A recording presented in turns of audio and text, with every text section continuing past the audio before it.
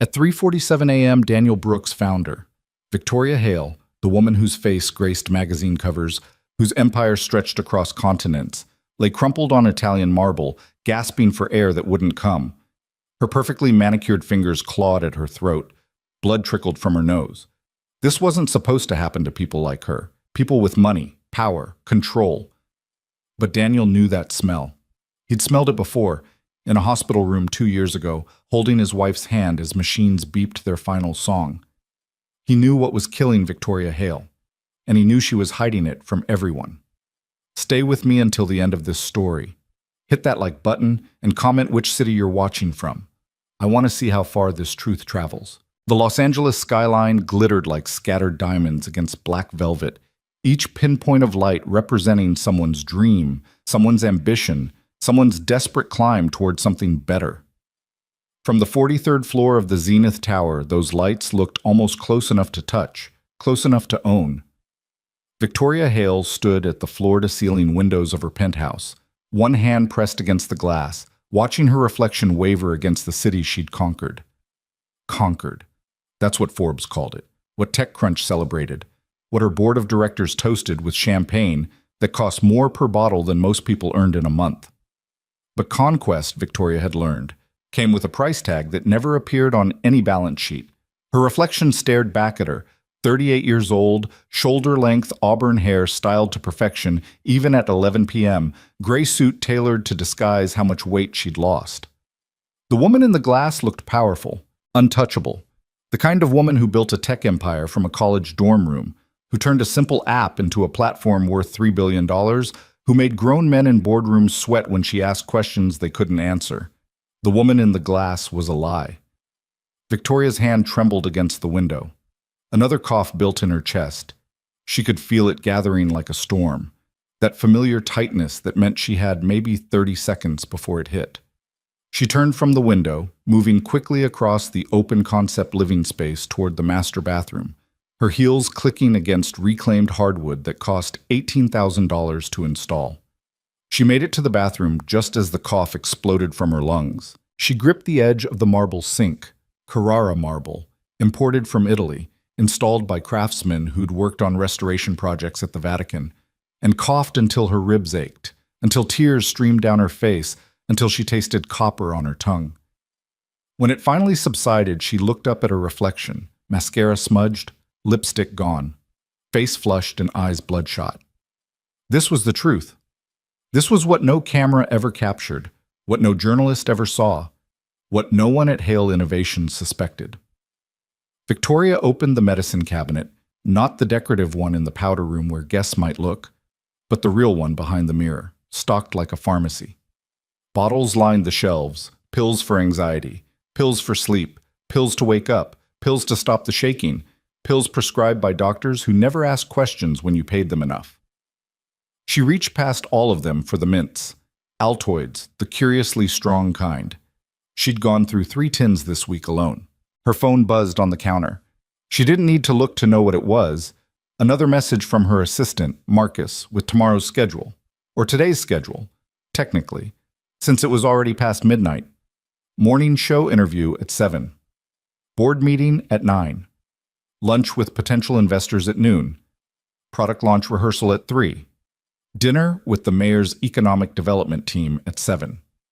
18 hours of being Victoria Hale, tech visionary, industry leader, woman who had it all. She popped 2 mints into her mouth and felt the burn spread across her tongue. The sensation grounded her, pulled her back into her body, reminded her she was still here, still standing, still in control, still lying. The intercom by the door buzzed. 2 short bursts, the signal from building security that the night cleaning crew had arrived. Victoria glanced at the Patek Philippe watch on her wrist. 11:47 p.m., right on schedule. That was something she appreciated about the cleaning service. They were punctual, discreet. They came after she'd usually left for whatever evening obligation filled her calendar, and they were gone before she returned. Except tonight, she was home. Tonight, she'd canceled dinner with a venture capitalist from Sand Hill Road, claiming an emergency board situation. The truth was simpler and more terrifying. She couldn't trust her body anymore. Couldn't trust that she wouldn't start coughing in the middle of the Chilean sea bass course. Couldn't trust that her hands wouldn't shake while signing the check. Couldn't trust that she'd make it through dessert without excusing herself to the bathroom for the fourth time. So she'd stayed home. Ordered in from a restaurant she'd never eat from. Food she'd push around a plate and eventually throw away. Opened her laptop with every intention of working. Stared at spreadsheets until the numbers blurred together like watercolor in rain. The doorbell rang, polite, professional, exactly once. Victoria straightened her blazer, wiped under her eyes with her thumb, and crossed to the door. The cleaning crew had her security code, could let themselves in, but they always rang first. Another small courtesy that made them invisible, unthreatening, part of the building's machinery rather than intruders in her private space. She opened the door to find a man standing in the hallway, bucket of cleaning supplies in one hand, vacuum cleaner beside him. He was tall, maybe 6'1", with dark hair graying at the temples, probably mid-40s, wearing the standard uniform of black pants and a navy polo shirt with evergreen cleaning services embroidered over the pocket. His face had the kind of weathered look that came from years of hard work and harder choices. "Ms. Hale," he said, voice low and respectful. "Sorry to disturb you. We'll work quickly and quietly." "It's fine," Victoria said, stepping back to let him in. "I'm working in the office. I won't be in your way." "No problem at all, ma'am." He wheeled his supplies inside, moving with the efficient economy of someone who'd done this 1,000 times before. "I'm Daniel, by the way. I'll be handling your apartment from now on. Miguel, the usual guy, retired last week." "Okay." Victoria barely looked at him. In her world, service staff were interchangeable, forgettable, part of the infrastructure that kept her life running smoothly. She didn't need to know their names any more than she needed to know the names of the people who maintained the elevators or stocked the building's gym. "Kitchen and bathrooms first, please. I have calls in the morning." "Yes, ma'am."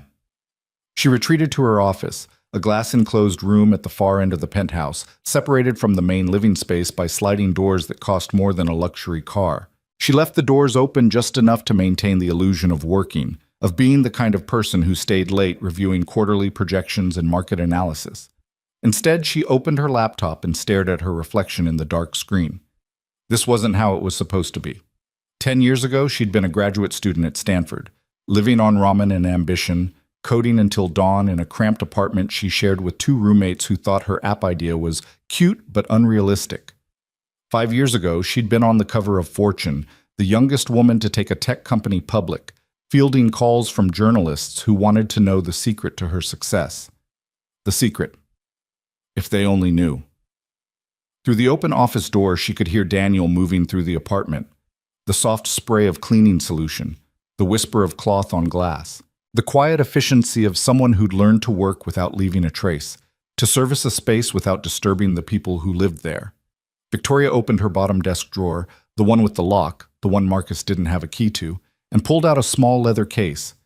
Her hands shook slightly as she unzipped it. Inside, arranged in neat rows, were her real medication. Not the prescription bottles in the bathroom cabinet, not the vitamins and supplements she posted about on her health-conscious Instagram feed. The truth. She'd started 5 years ago, right after the Fortune cover, right when everything was supposed to be perfect. It was supposed to be once, just to get through a particularly brutal week of product launches and investor meetings. Just to maintain the pace everyone expected from her, the pace she expected from herself. One of her investors, the kind of Silicon Valley fixture who wore expensive hoodies and talked about disrupting industries, had offered it casually at a party in Malibu. "Better than coffee," he'd said with a knowing smile. "Everyone uses it. How do you think we keep up?" Once became twice. Twice became whenever she needed it, whenever became every day. And somewhere along the way, the drug that was supposed to help her keep pace had become the only thing keeping her upright. Victoria's phone buzzed again. Another message from Marcus. "Morning Show wants to add 5 minutes to your segment. They want to discuss the new UI changes. Need talking points?" She typed back, "I'll handle it." Marcus's response came immediately. "You always do. Get some sleep, boss. Sleep." The word was almost funny. She couldn't remember the last time she'd slept more than 3 hours straight. Couldn't remember the last time she'd woken up feeling rested instead of wrung out, her heart racing before she even opened her eyes. In the main living area, she heard Daniel's footsteps approaching the office wing. She quickly closed the leather case and shoved it back in the drawer, closing it just as he appeared in the doorway of the office, with a polite knock on the frame. "Sorry to interrupt, Ms. Hale. I'll be doing the office last, if that works for you." Victoria looked up, preparing to dismiss him with the kind of cool professionalism that kept service staff at arm's length. But something made her pause. Maybe it was the lateness of the hour, or the exhaustion pressing down on her shoulders, or the way her hand still trembled slightly from zipping the case. Or maybe it was the way Daniel looked at her, not with the calculation she saw in boardrooms, not with the awe she saw at conferences, not with the hunger she saw from people who wanted something from her, just looked at her, like she was a person, a tired person working too late in an empty penthouse. "It's fine," she said. "I'm about done anyway." He nodded and started to turn away, then paused. "You okay, ma'am? You need some water or anything?" The question caught her off guard. When was the last time someone had asked if she was okay? When was the last time she'd let anyone close enough to notice if she wasn't? "I'm fine," she said automatically. "Just a long day." "Yeah." He smiled slightly, a weathered, understanding smile that suggested he knew something about long days. "I get those. I'll try to stay out of your way." He left, and Victoria found herself staring at the empty doorway. Something about the exchange unsettled her, though she couldn't pinpoint why. Maybe because it had been genuine. Maybe because she'd almost told the truth. "No, I'm not okay. I haven't been okay in years. I'm drowning and I can't let anyone see." She closed her laptop and stood, suddenly unable to sit still. The penthouse felt too small, too quiet despite Daniel's presence. She walked to the windows again, pressing her forehead against the cool glass, looking down at the city 43 floors below. How easy it would be to just let go. Let the empire crumble. Let the magazine covers fade. Let the world see the truth, that Victoria Hale, tech visionary, was really just a woman who'd climbed so high she'd forgotten how to come back down, who'd pushed so hard she'd broken herself, who'd sacrificed so much she'd lost track of what she was sacrificing for. But she couldn't. The moment she showed weakness, the moment anyone suspected she wasn't the invincible force they'd invested in, believed in, built careers around, it would all collapse. The board would force her out. The investors would pull funding. The press would feast on her fall like piranhas on wounded prey. Better to keep climbing. Better to keep pushing. Better to keep lying. Behind her, she heard Daniel working in the kitchen. The sound of water running, cabinets opening and closing, the quiet domesticity of someone cleaning up after other people's lives. It reminded her of growing up in Pasadena, watching her mother clean houses to keep food on the table after her father left. Her mother had cleaned penthouses like this one, probably, wiping down marble countertops and mopping imported floors in homes she'd never be able to afford. Victoria had sworn she'd never live like that, never be invisible, never be powerless. And she'd kept that promise. She was visible now, powerful now, important now. So why did she feel more trapped than her mother ever looked? A cough built in her chest again. She walked quickly toward the bathroom, passing through the living room where Daniel was wiping down the coffee table. She felt his eyes on her, not intrusive, just aware, and she hated it. Hated being seen. Hated the possibility that he might notice something off, something wrong. In the bathroom, she coughed until her throat was raw. When she looked in the mirror this time, there was blood on her teeth. Just a little, just enough to terrify her. She rinsed her mouth, popped another 3 mints, and stared at her reflection until the woman looking back resembled someone in control. When she emerged, Daniel was in the office, emptying the trash can. He glanced up as she passed, and for just a second, their eyes met. Victoria saw something flicker across his face. Concern, maybe, or recognition. But then it was gone, replaced by professional neutrality. "I'll be done in about 20 minutes, Ms. Hale," he said. "Is there anything specific you'd like me to focus on?" "No," she said. "Everything's fine." Another lie. She was getting so good at them. She retreated to her bedroom, the master suite with its California king bed that she usually only slept in for a few hours before dawn, and closed the door. Through the walls, she could hear Daniel finishing up, the sound of the vacuum in the office, the spray of glass cleaner on mirrors. Victoria lay down on top of the covers, still fully dressed, and stared at the ceiling. The room spun slightly. Her heart beat too fast. Her hands wouldn't stop shaking. Tomorrow she'd be on television, smiling and confident, talking about innovation and disruption and the future of technology. Tomorrow she'd sit across from investors and convince them to bet millions on her vision.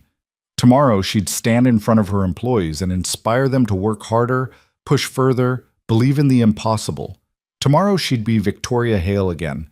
Tonight, she was just a woman lying in the dark, counting her heartbeats, wondering how much longer she could keep running before her body gave up the race. She didn't hear Daniel leave, didn't hear the door close or the elevator ding. One moment there was the distant sound of cleaning, and the next there was silence. The particular silence of a space that had been serviced and sanitized, made perfect and empty. Victoria closed her eyes and waited for sleep that wouldn't come, or for dawn that would come too soon, or for the moment when everything finally caught up with her, and the carefully constructed world she'd built came crashing down. In the dark, her phone buzzed one more time. She picked it up and saw Marcus's name. By the way, the mayor's team wants to push dinner to 8 p.m. tomorrow. That works, right? Victoria typed back, perfect. She set the phone down and laughed, a dry, bitter sound in the empty room. Perfect. Nothing was perfect. Nothing had been perfect in years. But she'd keep pretending, keep performing, keep lying, because the alternative was admitting the truth, and the truth would destroy everything. But, 3 floors down, in the service elevator that smelled like industrial cleaner and old metal, Daniel Brooks leaned against the wall and let out a long breath. His shift was only half over, 4 more apartments to clean before dawn, but his mind was stuck on the 43rd floor. Something was wrong up there. He'd seen it immediately, had recognized the signs from years of experience that had nothing to do with cleaning apartments and everything to do with watching someone he loved destroy themselves inch by inch. The smell, for one thing. Underneath the expensive perfume and the scent of money, underneath the fresh flowers and the artisanal candles, there was another smell. Chemical. Sharp. The kind that made your sinuses burn if you got too close. The mints, for another. 3 empty tins in the bathroom trash, 1 on the nightstand, another on the office desk. You didn't go through that many mints unless you were covering up something you didn't want people to smell. And her eyes. God, those eyes. He'd seen that look before. The 2 wide pupils, the constant movement, the way they couldn't quite focus on any one thing for too long, the way they darted to the desk drawer when he'd knocked on the office door, guilty and defensive. Daniel had watched his wife, Sarah, wear that same expression for 8 months before cancer took her. Except Sarah's had come from pain medication, from legitimate prescriptions turned into dependencies because the alternative was agony. Victoria Hale's came from something else, something chosen, something that was killing her just as surely. The elevator doors opened on the 39th floor.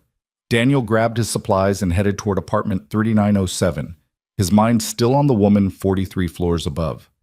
He should forget about it, should focus on his work, his bills, his son waiting at home for him to finish the night shift so they could have breakfast together before school. He should mind his business.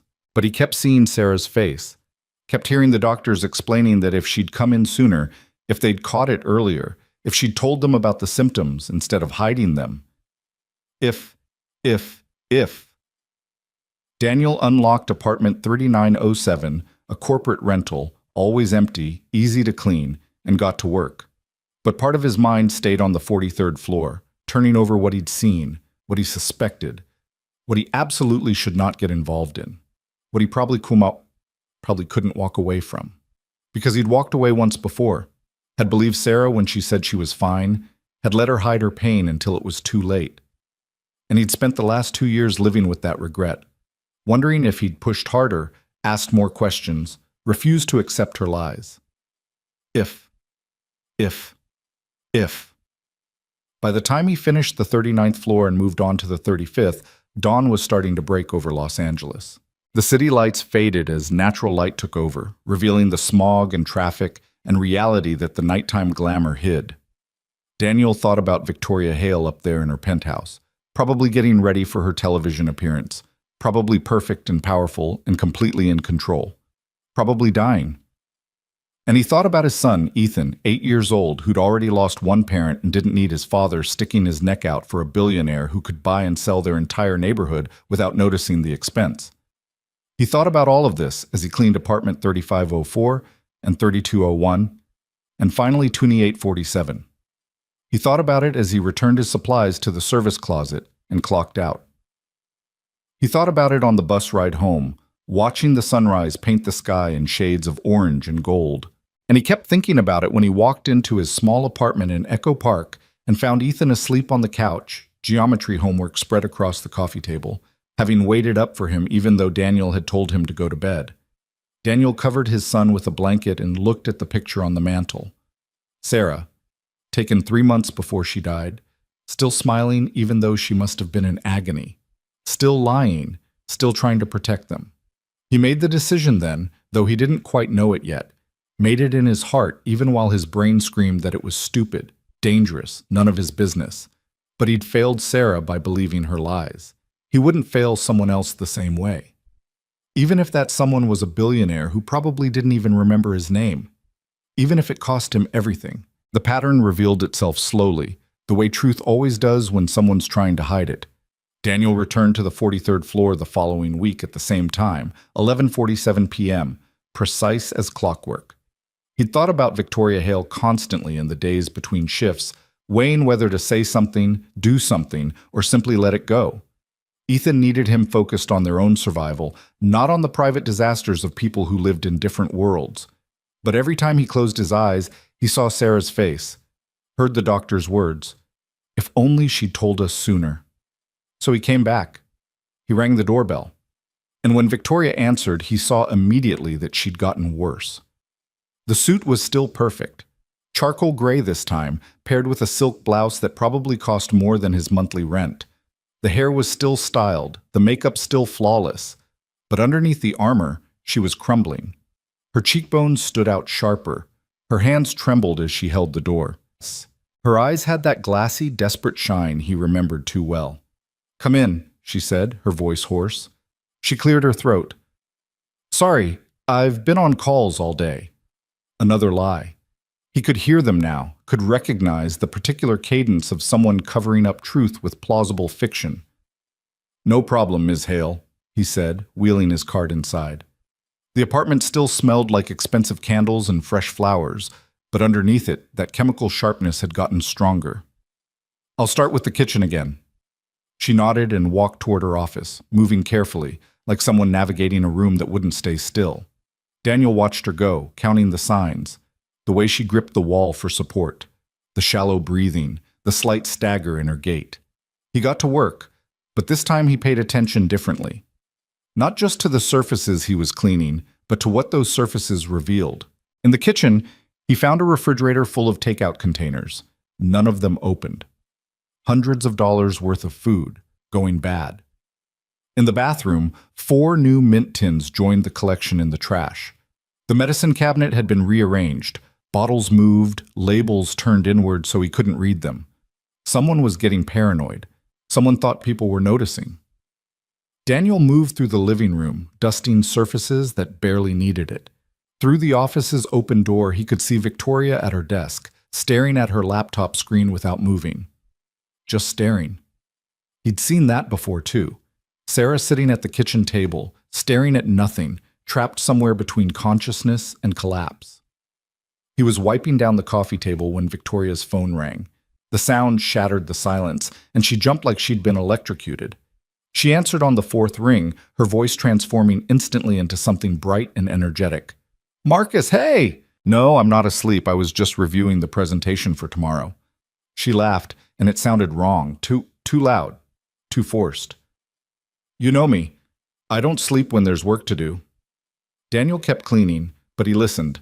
He'd learned a long time ago that people forgot service staff existed, talked around them like they were furniture.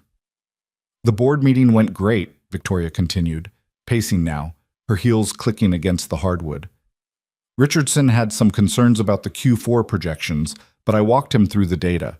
He's on board now." Another laugh. "Marcus, I've been doing this for 10 years. I know how to handle board members." She paused, listening. Daniel saw her free hand curl into a fist at her side. "No, I'm fine, really, just tired. It's been a long week."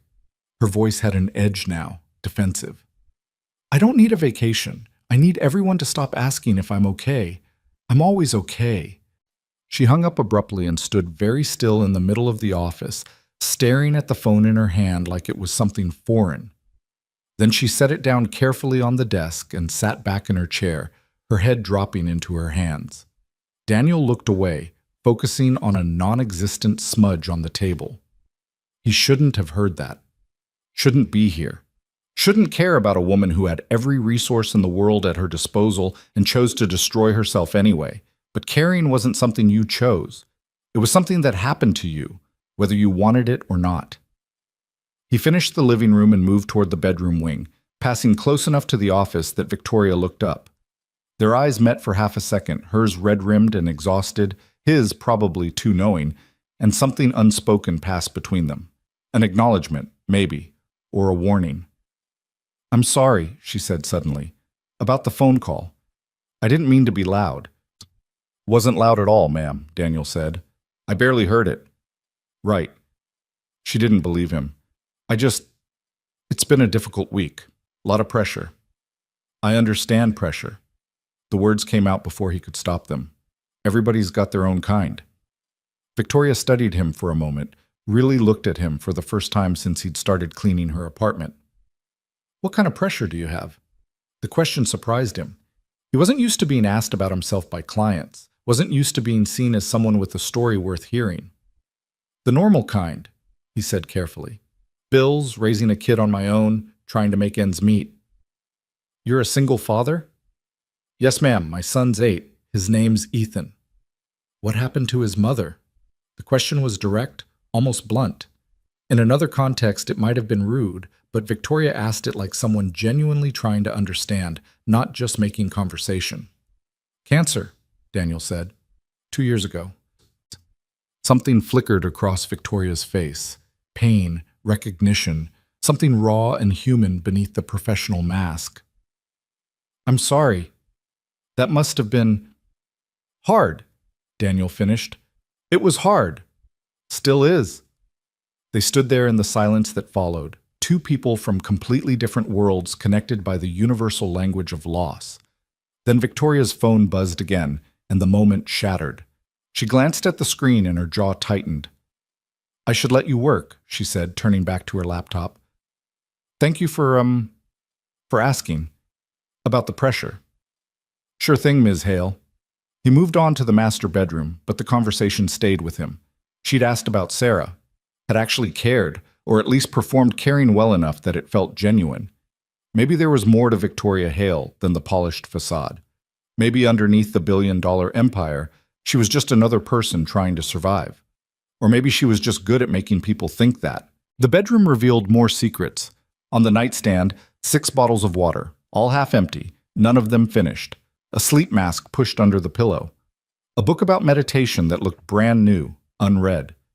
And on the floor beside the bed, hidden partially under the bed skirt, a small metal tin. Daniel bent to pick up what he thought was trash and realized it wasn't a mint tin. It was something else entirely. He knew what it was, had seen enough documentaries, enough news reports, enough cautionary tales. His hand closed around it and he stood there frozen, the evidence solid and damning in his palm. "What are you doing?" Victoria's voice came from the doorway, sharp and accusing.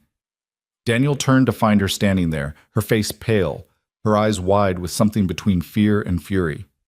"I was just cleaning, Ms. Hale. Found this on the floor." He held out the tin.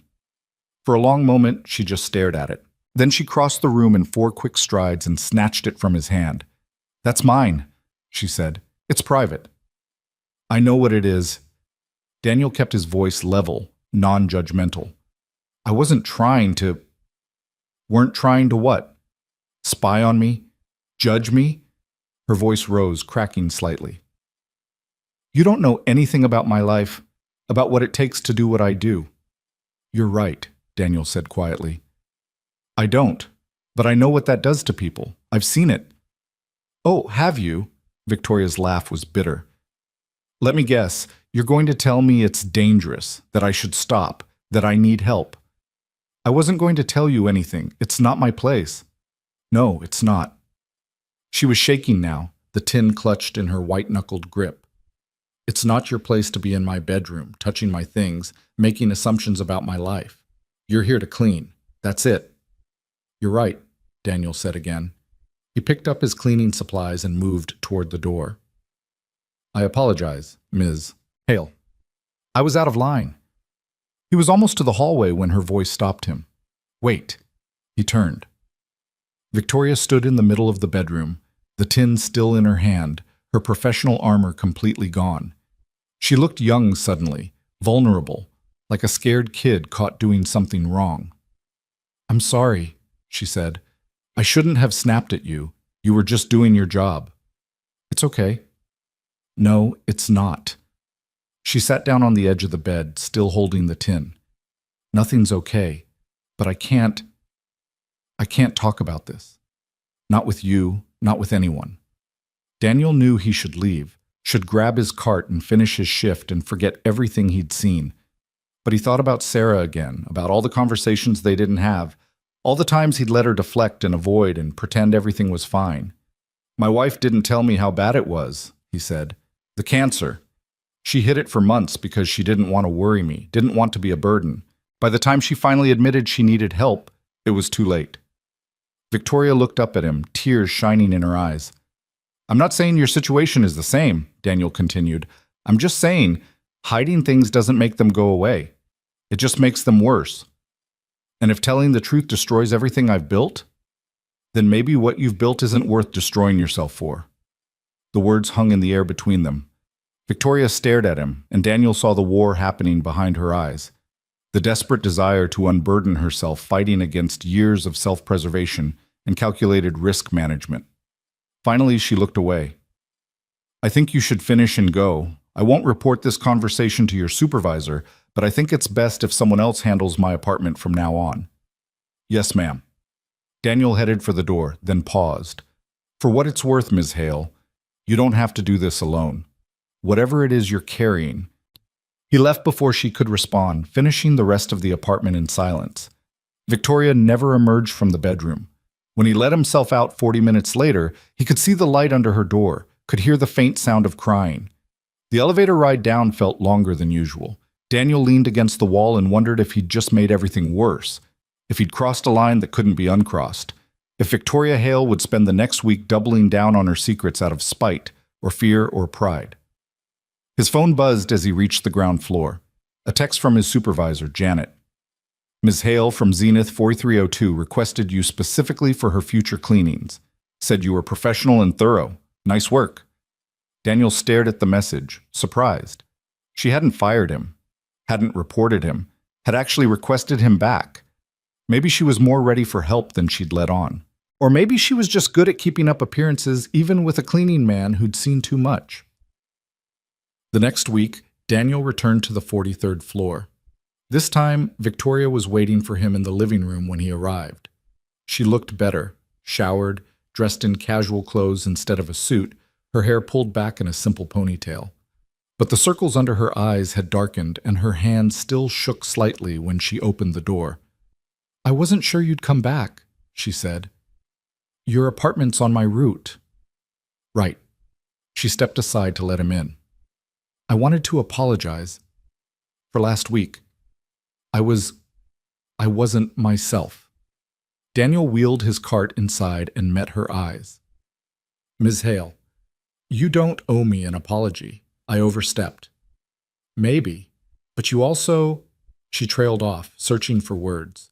You saw something no one else sees, and you didn't run away screaming or call a tabloid. Not really my style. A ghost of a smile crossed her face. I did some research on you. I hope that's not creepy. What kind of research? The background check kind. My security team ran it. She had the grace to look embarrassed. I know it's invasive, but I needed to know. I needed to know if I could trust you. And can you? You worked as an EMT for 12 years before your wife got sick. You left to take care of her full time. After she died, you've been working 3 jobs to support your son. You've never missed a payment on anything, never been arrested, never even gotten a speeding ticket. Victoria rattled off the facts like she was reading a resume. You're either the most boring person in Los Angeles or the most reliable. I prefer reliable. Me too. She sat down on the couch, suddenly looking exhausted. That's why I want to ask you something, and I need you to be honest with me. Daniel set down his supplies and waited. How bad do I look? Victoria asked. And don't give me some polite answer. I need the truth. He studied her carefully, the way he'd studied trauma victims in ambulances, assessing vitals and damage with brutal honesty because lies killed people. You look like someone who hasn't slept in days, he said finally. You've lost weight. Your hands shake. Your pupils are dilated even though it's nighttime. You're breathing shallow, and you've got a persistent cough you're trying to hide. He paused. You look like someone who's running on empty and won't admit the tank's dry. Victoria absorbed this without flinching. How much longer do you think I have before someone else notices? I'd say people already have noticed. They're just not saying anything. Because I'm good at making them not say anything. She laughed, but there was no humor in it. I've spent 10 years perfecting the art of being untouchable. Turns out I'm so good at it, no one can reach me even when I'm drowning. You could reach out. You could ask for help. From who? My board? They'd force me out the second they thought I was weak. My investors? They'd pull their money. The press? They'd eat me alive. She shook her head. There's no help for people like me. There's just endurance. What about friends? Family? I have business associates and professional relationships. I haven't had actual friends since college. Victoria's voice was a matter of fact, like she was describing someone else's life. My parents died when I was 23. Car accident. No siblings. No cousins I talk to. It's just me. That's a lonely way to live. It's the only way I know how to live anymore. She looked at him directly. You want to know why I requested you come back? Because you're the first person in 5 years who's looked at me like I'm a human being instead of a brand. And I'm so tired of being a brand. Daniel sat down in the chair across from her, abandoning any pretense of being there to clean. What do you need, Ms. Hale? I don't know. Her voice cracked. I know I need to stop. I know what I'm doing is killing me, but I don't know how to stop and still be her. Victoria Hale. The woman who built an empire. The woman who never fails. Maybe she needs to fail. Victoria looked at him like he'd suggested she jump off the balcony. Maybe, Daniel continued, the woman who never fails isn't a real person. Maybe she's a character you've been playing for so long you forgot there was someone else underneath. And what if there's nothing underneath? Victoria's eyes were bright with unshed tears. What if I've played the role so long that it's all I am? What if I stop and I disappear? Then you disappear. And maybe that's okay. Maybe the person who comes back is someone worth knowing. She was crying now, silently, tears streaming down her face while her body stayed perfectly still. I don't know how to do that. I don't know how to be anything other than this. Start small, Daniel said. Start with one day. One choice. One moment of not being her. And then what? And then tomorrow you make the same choice. And the day after that. Until eventually you've built something new. Victoria wiped her eyes, smearing mascara across her cheeks. For the first time since Daniel had met her, she looked truly young. A scared woman in her 30s instead of an ageless corporate entity. Would you help me? She asked quietly. I know it's not your job, and I know it's asking too much, but I don't have anyone else. And I think if I try to do this alone, I'll fail. And if I fail, I'll die. Daniel thought about his son asleep on the couch, about the bills stacked on his kitchen counter, about all the reasons he should say no. Then he thought about Sarah, and the conversation they never had, and the help he never offered because he didn't want to intrude. I'll help, he said, but you have to be honest with me. No more hiding. No more pretending you're fine when you're not. Okay, Victoria took a shaky breath. Okay, I can do that. And you have to see a doctor, a real one, not someone you're paying to not ask questions. I don't know any real doctors. I don't even have a primary care physician. Then we'll find one. Tomorrow. First thing. I have meetings tomorrow. A full day of... Cancel them. Victoria stared at him. I can't just cancel. Yes, you can. You're the CEO. You can do whatever you want. And what you need to do tomorrow is take care of yourself. For a long moment, she didn't respond. Then, slowly, she nodded. Okay, I'll cancel them. Marcus is going to have a heart attack, but okay. Good. Daniel stood up. Now I'm going to clean your apartment and you're going to go to bed. Real sleep, not just lying there staring at the ceiling. I can't sleep without... She stopped herself. Without what you've been taking, I know, but tonight you're going to try anyway. And if you can't sleep, that's okay. Just rest. Victoria stood up, unsteady on her feet. Why are you doing this? You don't owe me anything. I'm just some rich person you clean for. You're a person who needs help, Daniel said simply. That's enough. She looked at him for a long moment, something shifting in her expression. Gratitude, maybe, or relief, or the desperate hope of someone drowning who'd finally spotted a life raft. Thank you, she whispered. Don't thank me yet. This is going to be hard. Harder than anything you've done before. Harder than building a billion-dollar company? Harder than that. Because this time you have to be honest, and honesty's a lot scarier than money. Victoria smiled. A real smile this time, small but genuine. Yeah, it really is. She went to bed, and Daniel cleaned the apartment slowly, methodically, thinking about what he'd just committed to. Thinking about the risks and the complications, and the impossibility of a cleaning man helping a billionaire confront her demons. But mostly thinking about Sarah, and about second chances, and about how sometimes the people who need help most are the ones who've convinced everyone they don't need anything at all. When he finished and locked the door behind him, it was almost 3 a.m. The city was quiet, the streets empty except for the occasional car passing below. Daniel stood in the hallway for a moment, looking at the closed door of apartment 4302, wondering what happened next. Inside, Victoria Hale lay in her bed, staring at the ceiling, fighting every instinct that screamed at her to reach for the tin hidden in her nightstand drawer. Her body ached. Her mind raced. Her hands wouldn't stop shaking, but she didn't reach for it. Not tonight. Tonight, she just lay there in the dark, scared and sick and more alone than she'd ever been. And for the first time in 5 years, she let herself feel it. The call came at 6:47 a.m., jarring Daniel awake from the 2 hours of sleep he'd managed to grab after his shift. He fumbled for his phone, squinting at the bright screen, and saw a number he didn't recognize. Hello? Daniel? Victoria's voice was barely a whisper, hoarse and trembling. I can't do this. I thought I could, but I can't. Everything hurts and I can't breathe right, and I keep thinking I'm going to die, and hey, slow down. Daniel sat up, immediately alert despite the exhaustion. Across the room, Ethan was still asleep, curled up under his dinosaur comforter. Where are you right now? Bathroom floor. I've been here for 3 hours. I tried to sleep like you said, but my heart won't stop racing, and I threw up twice, and... Her breath hitched. I'm scared. I'm really scared. Okay, that's okay. Being scared is normal. Daniel kept his voice calm, falling back into his EMT training. I need you to tell me what you took last night. Did you use anything? No, nothing. That's the problem. I didn't take anything, and now my body's... It's like it's punishing me for stopping. Withdrawal.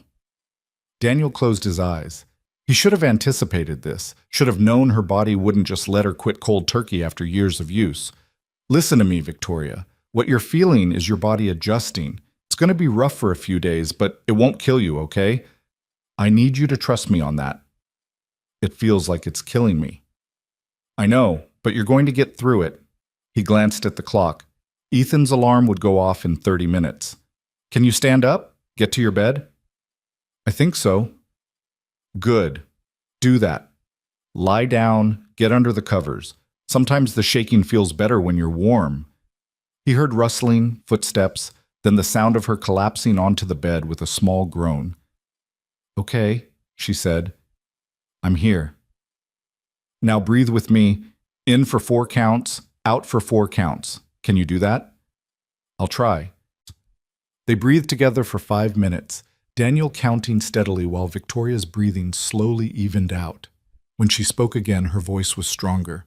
I'm sorry. I know it's early. I didn't know who else to call. Don't apologize. This is what getting better looks like. It's messy and it's hard and it means calling people at weird hours. Is this what it was like? With your wife? Daniel paused, memories flooding back. Different circumstances, same fear. She'd call me from the hospital at 3 a.m. just to hear my voice, said it made the pain more bearable. I'm not dying, though. I'm just dramatic. You're not dramatic. You're in pain. There's a difference. A long silence stretched between them. Then Victoria said, I canceled everything today. Marcus thinks I have the flu. He wanted to send a doctor to the apartment, but I told him I just needed rest. Good. That's good.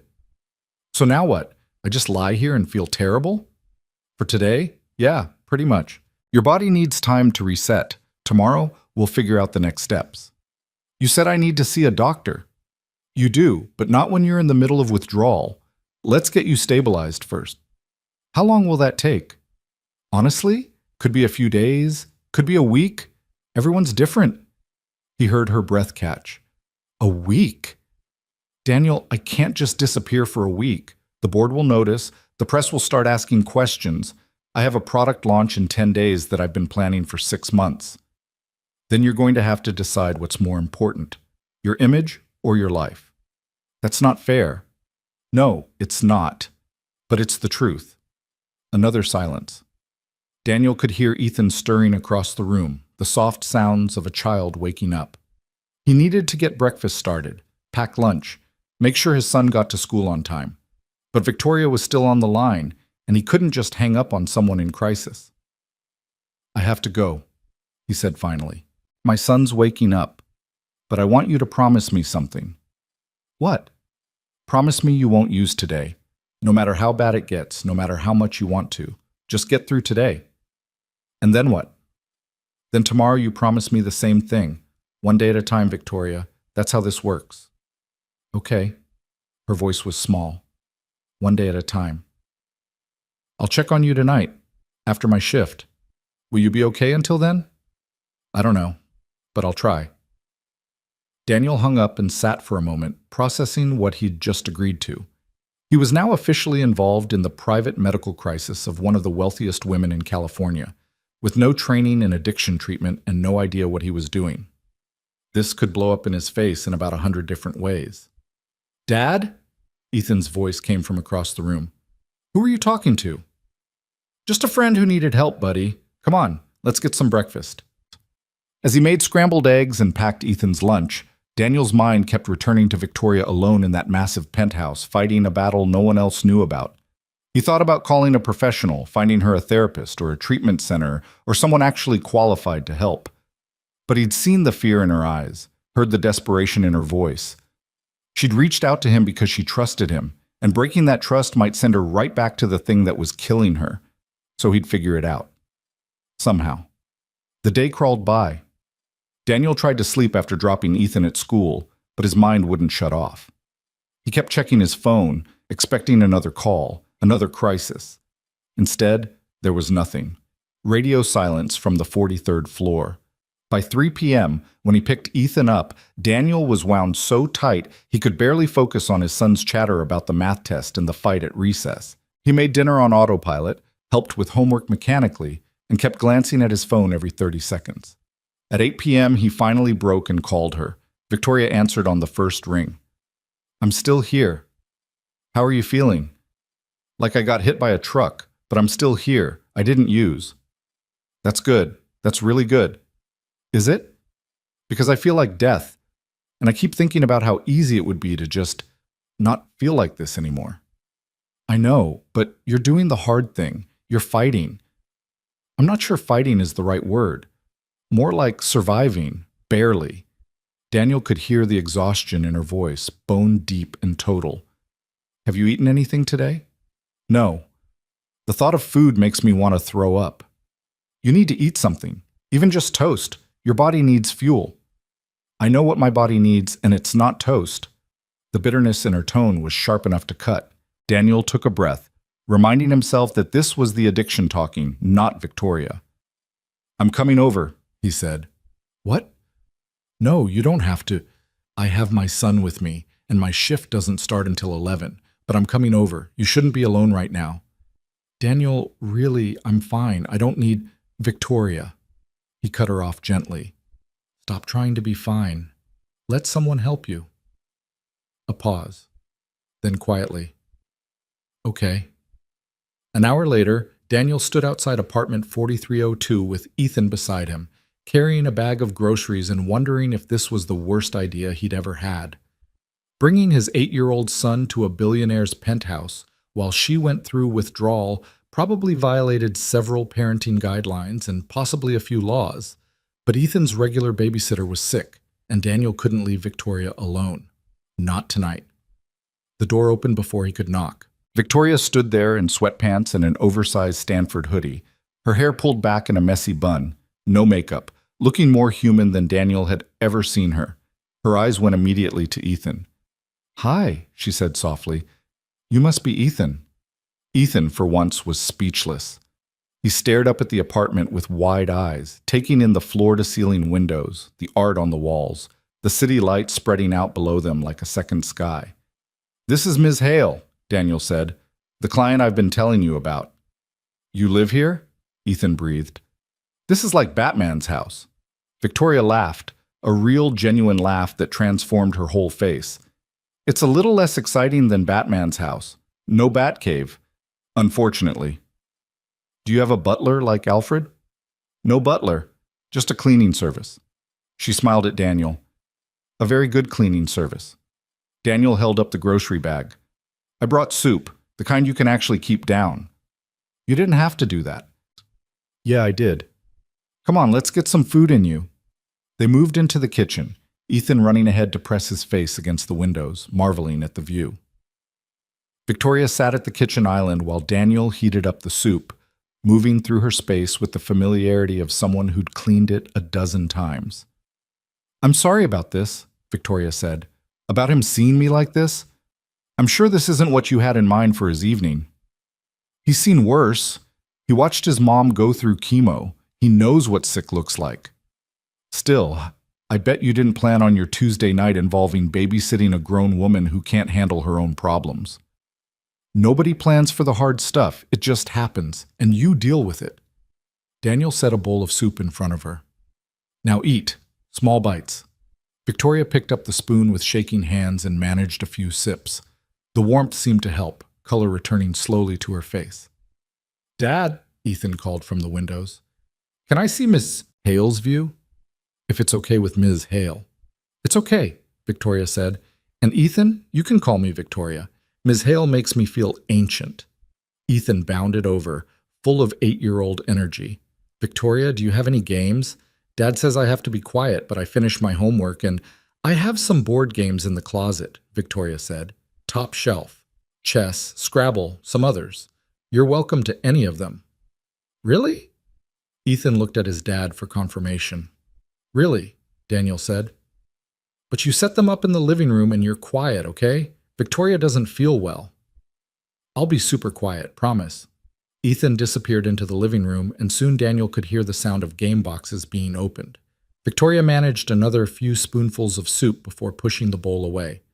"That's all I can do right now." "That's okay. You got some down. That's progress." She looked at him, really looked at him, her eyes searching his face. "Why are you doing this? And don't say it's because I need help.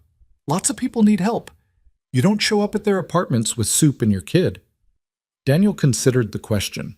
He could give her the easy answer, the noble one about paying forward kindness or helping those in need. But Victoria had asked for honesty, and she deserved it. "Because I failed my wife," he said finally. "I saw the signs that something was wrong, and I let her convince me she was fine. I let her hide her pain because it was easier than confronting it, and by the time I pushed past her defenses, it was too late." He met her eyes. "I can't save Sarah, but maybe I can help you, and maybe that makes some of the guilt a little easier to carry." Victoria's eyes filled with tears. "That's a lot of weight to put on a stranger. You're not a stranger anymore. You called me at 6 a.m. because you were scared. That makes us something. What? What does it make us? I don't know. Friends, maybe. Or just two people trying to survive. Daniel smiled slightly. Does it matter? I guess not. Victoria wiped her eyes. I just don't want to be your redemption project. I don't want you helping me because of something that happened with your wife. I'm not. I'm helping you because you asked, because you're trying, because you're here eating soup even though it makes you nauseous, and you haven't used even though every cell in your body is screaming at you to. He paused. That takes courage, and courage is worth supporting. From the living room, Ethan called out, Dad, can you come play Scrabble with me? Victoria looks too tired. Daniel glanced at Victoria, who nodded. Go. I'll just sit here and try not to throw up your soup. That's the spirit. He joined Ethan on the floor, setting up the Scrabble board on the coffee table that probably cost more than Daniel's car. Victoria stayed in the kitchen for a few minutes, then slowly made her way to the couch, curling up in the corner with a blanket. They played quietly, Ethan's 7-letter words competing with Daniel's strategic blocking, and gradually Victoria's breathing evened out. Daniel glanced over to find her asleep, the first real sleep she'd probably gotten in days. Is she okay? Ethan whispered. Yeah, buddy, she's just very tired. Like Mom was? Daniel's hand stilled over his tile rack. A little bit, but different. Is she going to die too? The question hit Daniel in the chest. Ethan had learned too young that adults didn't always get better, that sick sometimes meant gone forever. Not if I can help it, Daniel said. Victoria's sick, but she's fighting, and we're going to help her fight. Okay? Ethan studied his tiles. She seems nice. Sad, but nice. Yeah, she is. They finished the game. Ethan won by 30 points, and by then it was almost 10 p.m. Daniel needed to get Ethan home and get to his shift, but he hesitated, looking at Victoria asleep on the couch. I don't want to leave her, he said quietly. Then don't, Ethan said simply. Can't you call in sick? It's not that easy, bud. We need the money. But she needs you more. Daniel looked at his son, so wise and compassionate for 8 years old, and made a decision that probably violated every professional boundary ever created. He texted his supervisor. Family emergency. Can't make tonight's shift. I'm sorry. The response came quickly. Everything okay? Will be. Just need to be somewhere else tonight. Okay. But Daniel, this is your second call out this month. Can't make it a habit. Understood. Thank you. He pocketed his phone and turned to Ethan. Come on, let's get you set up on the other couch. Looks like we're having a sleepover. In a billionaire's penthouse? Cool.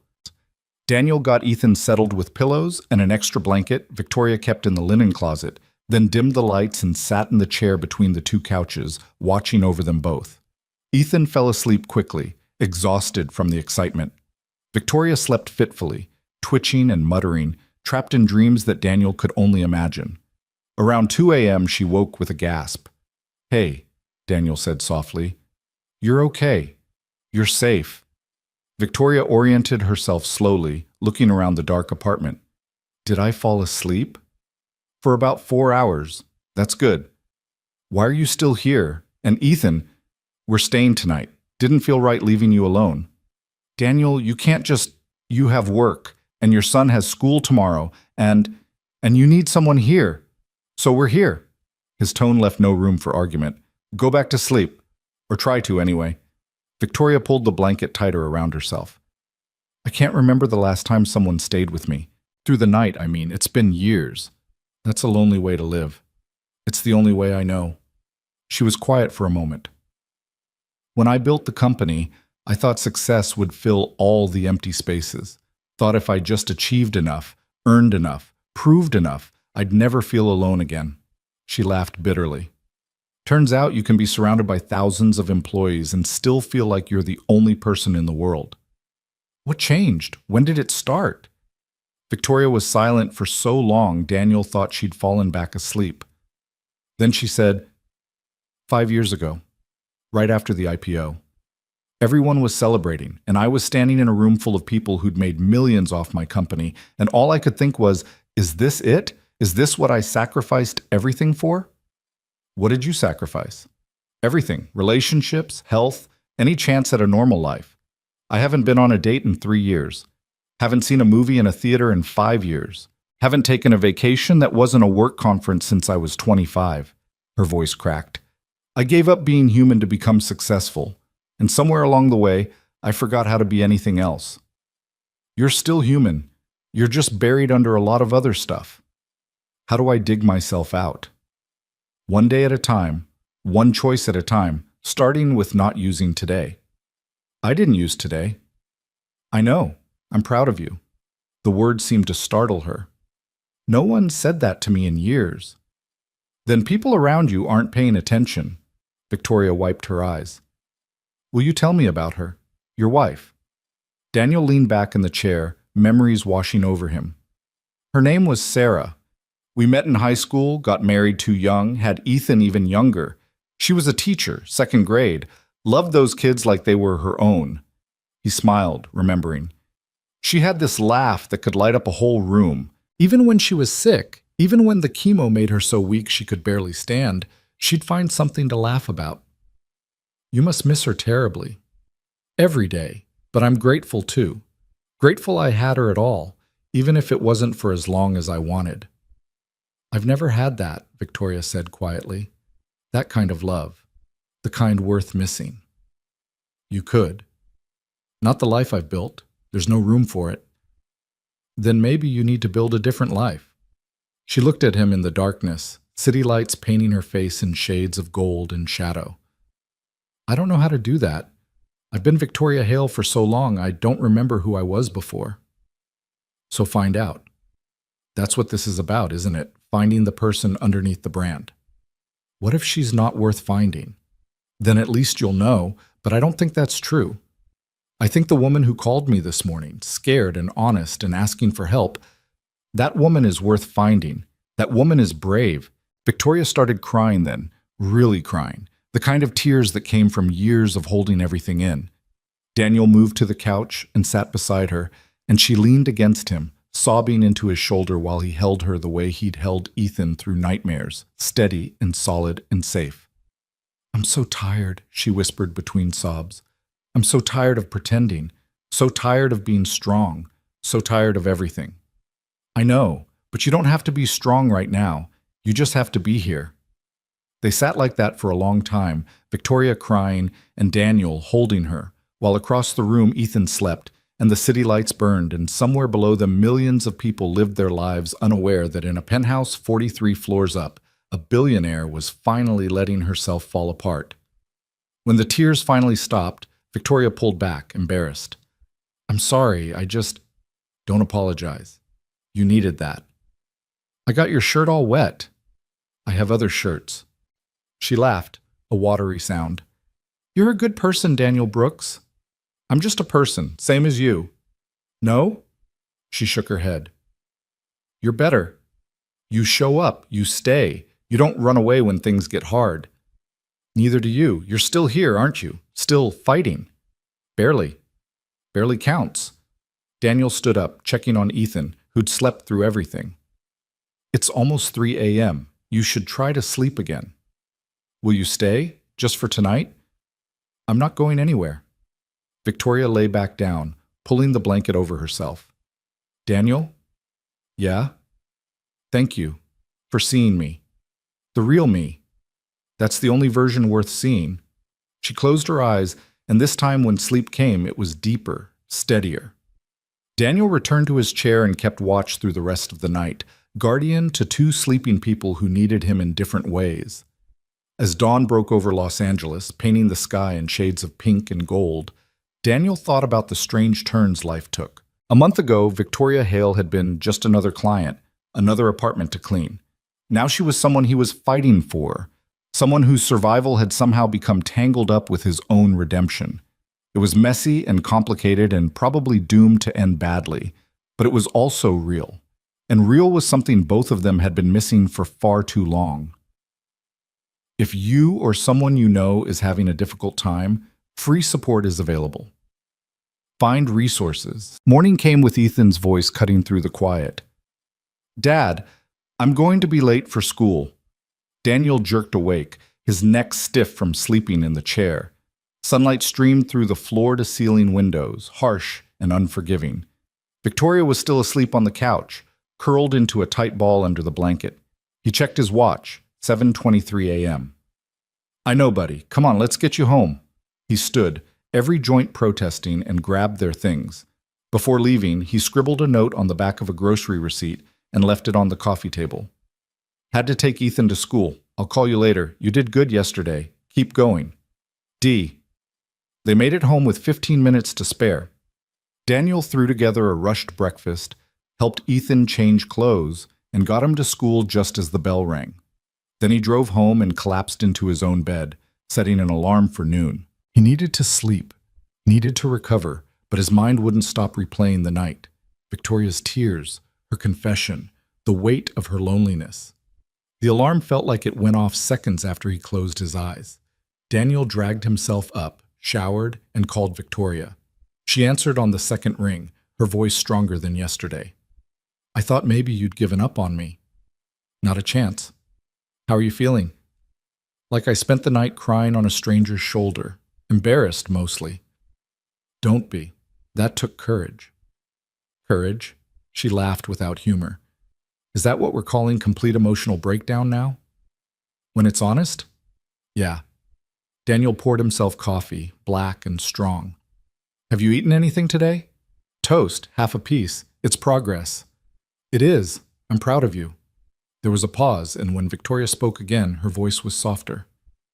"You keep saying that, like you mean it." "I do mean it. I don't know how to accept that." "Praise from you, I mean. You're not trying to get anything from me. You're not positioning for a promotion or angling for investment.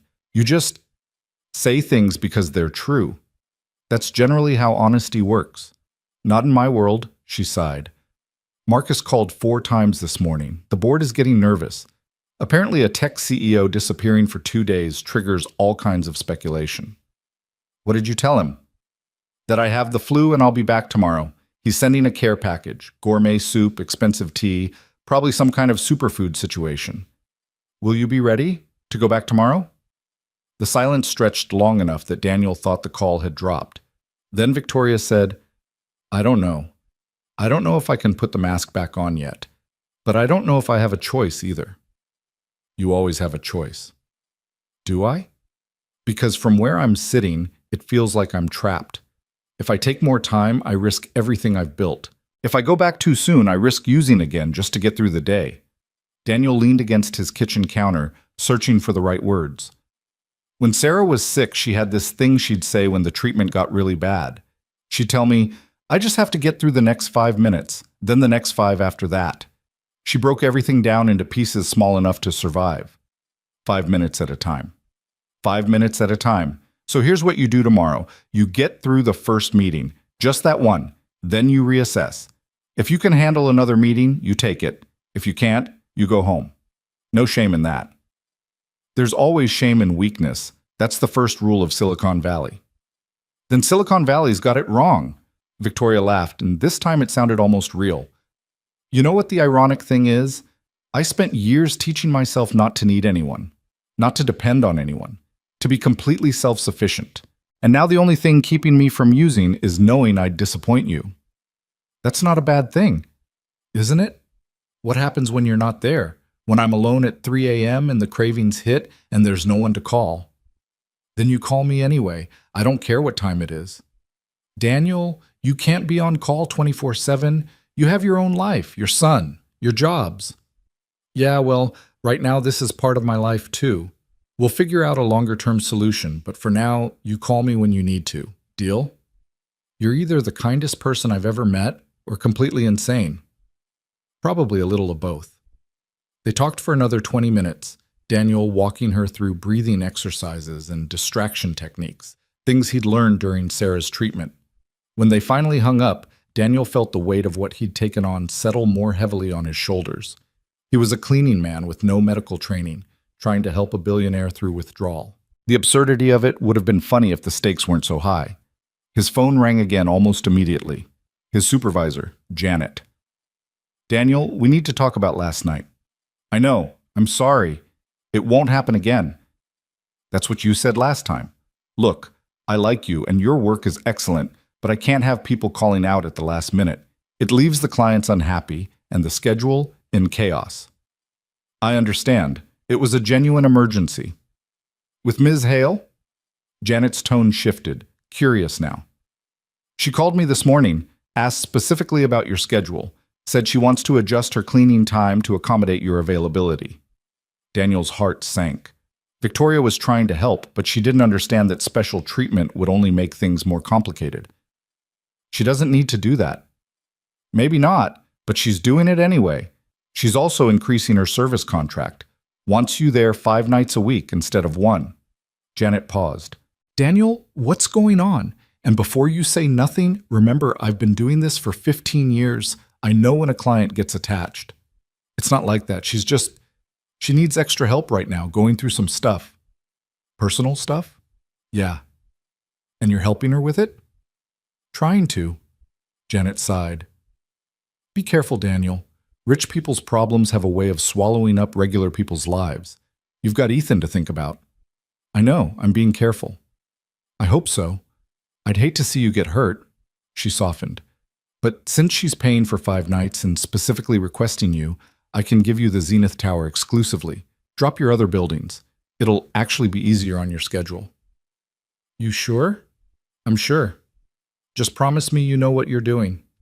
Daniel thought about Victoria crying on his shoulder, about her shaking hands and desperate courage, about how close she was to either recovery or collapse.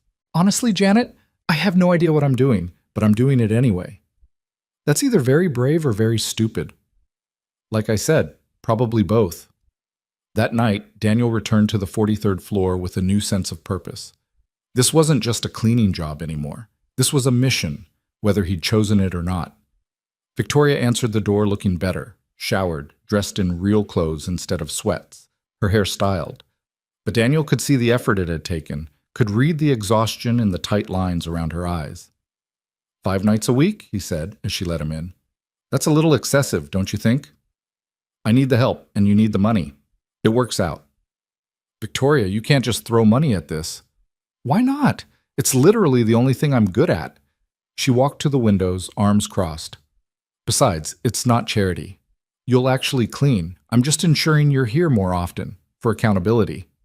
Accountability. Someone needs to keep me honest. Might as well be you. Daniel set down his supplies and joined her at the windows. The city stretched out below them, millions of lights beginning to spark to life as dusk faded into night. How was today? Really? Hard. I almost used 3 times. Once in the morning when I couldn't get my hands to stop shaking enough to put on eyeliner. Once at lunch when Marcus made a joke about me looking tired. And once around 4 p.m. for no reason at all except that I could. But you didn't. But I didn't. She turned to face him. I kept thinking about what you said. 5 minutes at a time. I got through breakfast. Then I got through getting dressed. Then I got through answering emails. By the time I realized I'd made it through the whole day, it was too late to use, even if I'd wanted to. That's exactly how it works. It's exhausting. Being this aware of every choice, every moment. It gets easier. When? Daniel thought about Sarah's recovery from the pain medication after her first surgery, how long it had taken for her to stop counting days. Honestly, months, maybe longer, but it does get easier. Victoria's face fell. Months. I have to feel like this for months. You have to fight for months. But you won't feel like this the whole time. It gets a little better each week, a little less intense, a little more manageable. I don't know if I can do months. You don't have to. You just have to do today. Tomorrow you'll worry about tomorrow. They stood in silence, watching the city lights multiply. Finally, Victoria said, I need to tell you something about why I started. About what I'm really running from. Okay? She moved to the couch and sat down, and Daniel followed. When she spoke, her voice was distant, like she was recounting someone else's story. My parents died in a car crash when I was 23. I was supposed to be in the car with them, but I stayed late at the library working on my thesis. They were picking me up, and a drunk driver ran a red light. She stared at her hands. The last thing my mom said to me was, hurry up, we're hungry. I told her to give me 10 more minutes. Those 10 minutes saved my life and ended theirs. Daniel stayed quiet, letting her find her way through the memory. After the funeral, everyone kept telling me how strong I was, how brave, how I was handling everything so well. Victoria's laugh was bitter. I wasn't handling anything. I was drowning, but I'd learned that if you look put together enough, people stop asking if you're okay. They just assume you are. So you built walls. I built an empire. Threw myself into my work because work had rules and logic and outcomes I could control.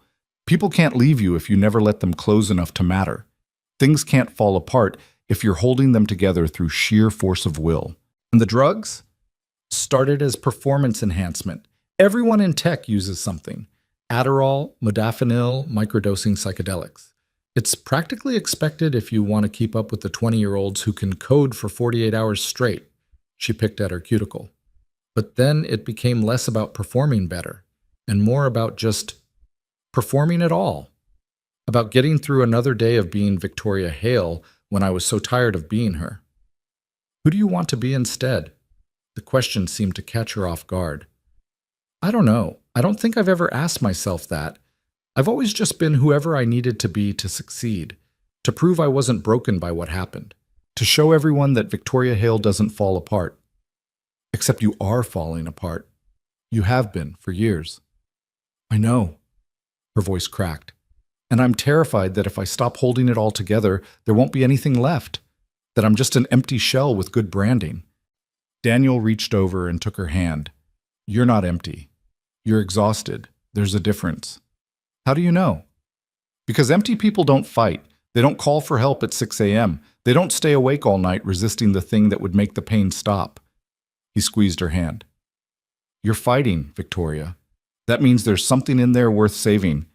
Tears spilled down her cheeks. What if I can't find it? What if I've been pretending so long that the real me is just gone? Then we'll figure out who you want to become. But I don't think that's true. I think the real you is the woman who cried on my shoulder last night, who admitted she was scared, who's sitting here right now being honest even though it terrifies her. I hate being this vulnerable. I know, but vulnerability isn't weakness. It's the only way to actually connect with people. Victoria wiped her eyes. Is this what you did with your wife? Talk her through everything? Sarah didn't need much talking through. She was braver than me. But yeah, we talked. A lot. Especially near the end when we both knew time was running out. Daniel's throat tightened. She made me promise I wouldn't shut down after she died, that I'd stay open to people, to life, to possibility. Have you kept that promise? I'm trying. Some days are better than others. Is this, Victoria gestured between them, is this part of keeping that promise, helping me? Daniel considered the question. Maybe. Or maybe I'm just doing what feels right. Does it matter? I guess not. She smiled, small but genuine. I'm glad you're here. That's all I know. They sat together as darkness fully claimed the sky, talking about easier things. Ethan's school play, a movie Victoria hadn't seen, the absurd price of parking in Los Angeles. Normal conversation between two people who were becoming something resembling friends, though neither of them had quite figured out what that meant yet. Around 10 p.m., Victoria's phone buzzed. She glanced at it and groaned. Marcus, reminding me about tomorrow's 8 a.m. meeting with the board. Are you ready for it? No, but I'll do it anyway. She looked at Daniel. Will you be here tomorrow night? After? I'll be here. Good. I might need someone to talk to after putting the mask back on all day. Then I'll be here to help you take it off. The words hung between them, more intimate than Daniel had intended. Victoria's eyes met his, and something shifted in the air. An acknowledgement of how close they'd become in such a short time, how unusual their relationship was, how much trust she'd placed in a man she barely knew. Daniel, she said quietly, thank you for not running away, for not judging, for just being here. You don't have to thank me. I do, though, because you didn't have to do any of this. You chose to, and that choice might have saved my life. Daniel felt the weight of those words settle over him. He'd come to clean an apartment and somehow ended up responsible for keeping someone alive.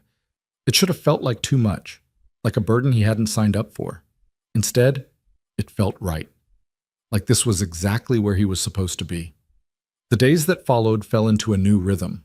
Daniel came to the penthouse every night, cleaning but mostly just being present. Victoria went back to work, white-knuckling her way through meetings and presentations, then coming home to collapse on the couch and tell Daniel about her day. About the close calls, the moments she'd wanted to give up, the small victories of making it through another 8 hours without using. "I locked myself in my office bathroom today," she told him on Thursday, her 5th day clean. "Just stared at myself in the mirror for 10 minutes, arguing with my reflection about whether anyone would notice if I used just once."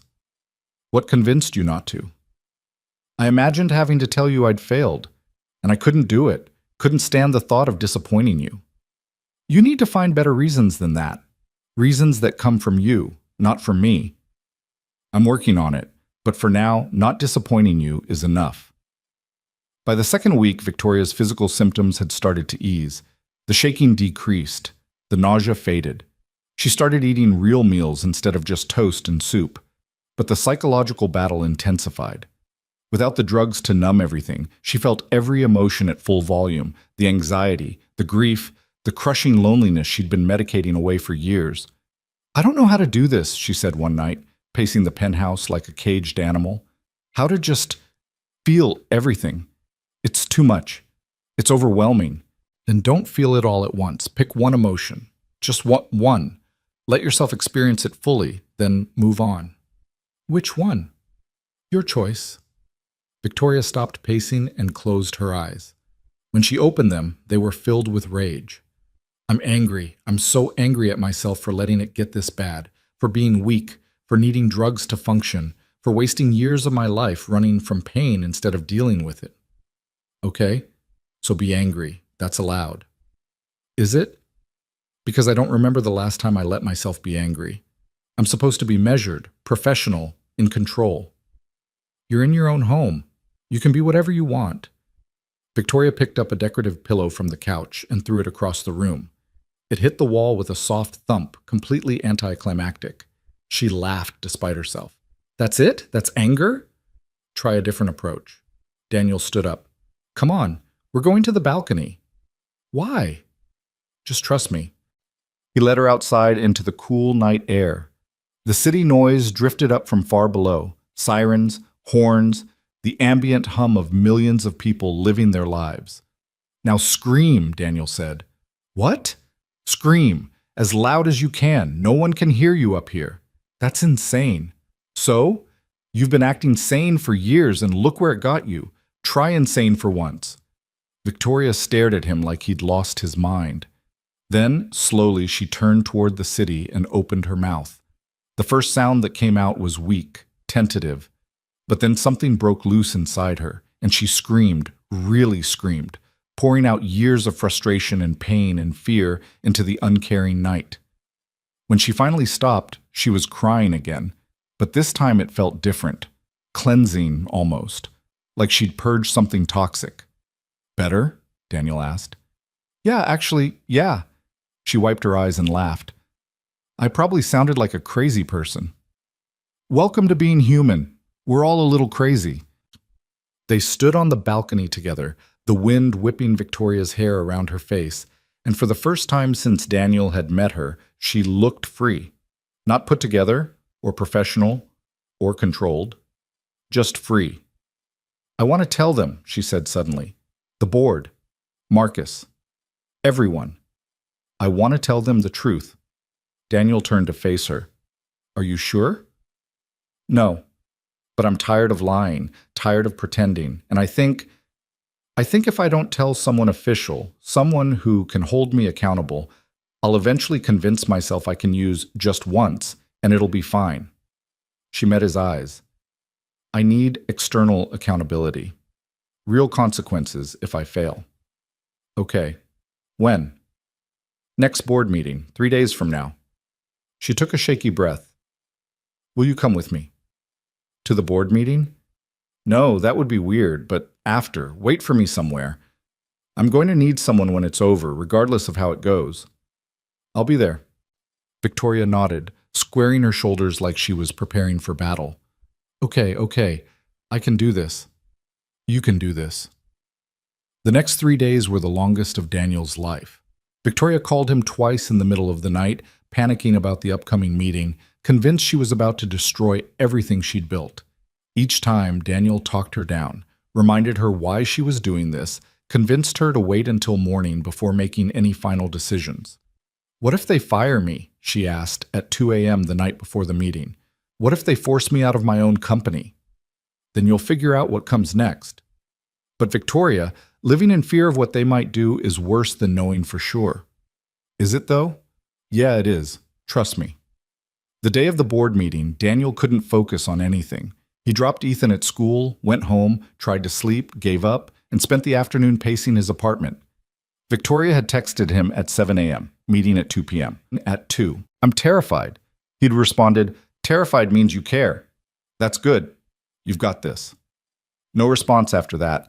Daniel imagined her in her office, practicing what she'd say, trying to find words to explain the unexplainable to people who'd invested millions based on her image of invincibility.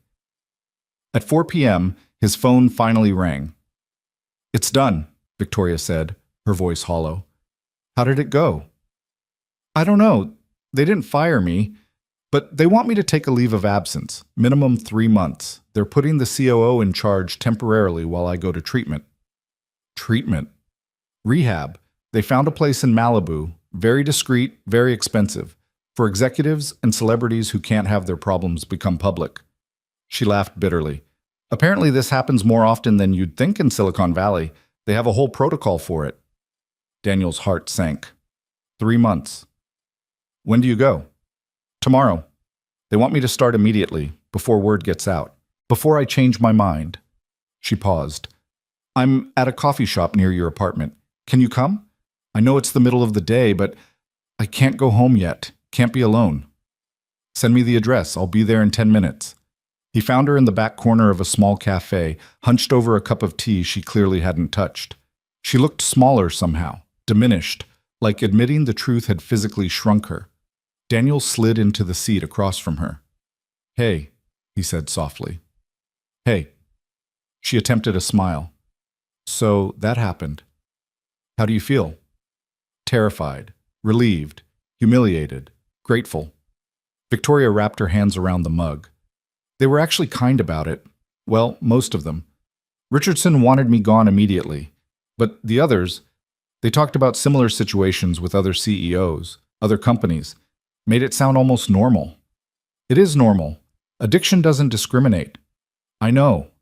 Intellectually, I know that. But part of me still feels like I failed. Like I should have been stronger. Strength is admitting you need help. You did that today. That takes more courage than hiding ever did. Victoria's eyes filled with tears. I won't see you for 3 months. That's... She trailed off. You've been my lifeline. I don't know how to do this without you. You'll figure it out, and I'll be here when you get back. Will you? What if 3 months from now you've moved on, forgotten about the crazy billionaire you helped through withdrawal? Daniel reached across the table and took her hand. I'm not going anywhere. And you're not crazy. You're just someone who's been carrying too much for too long. Can I ask you something? Anything. Why me? Really? Why did you decide to help me when you could have just walked away?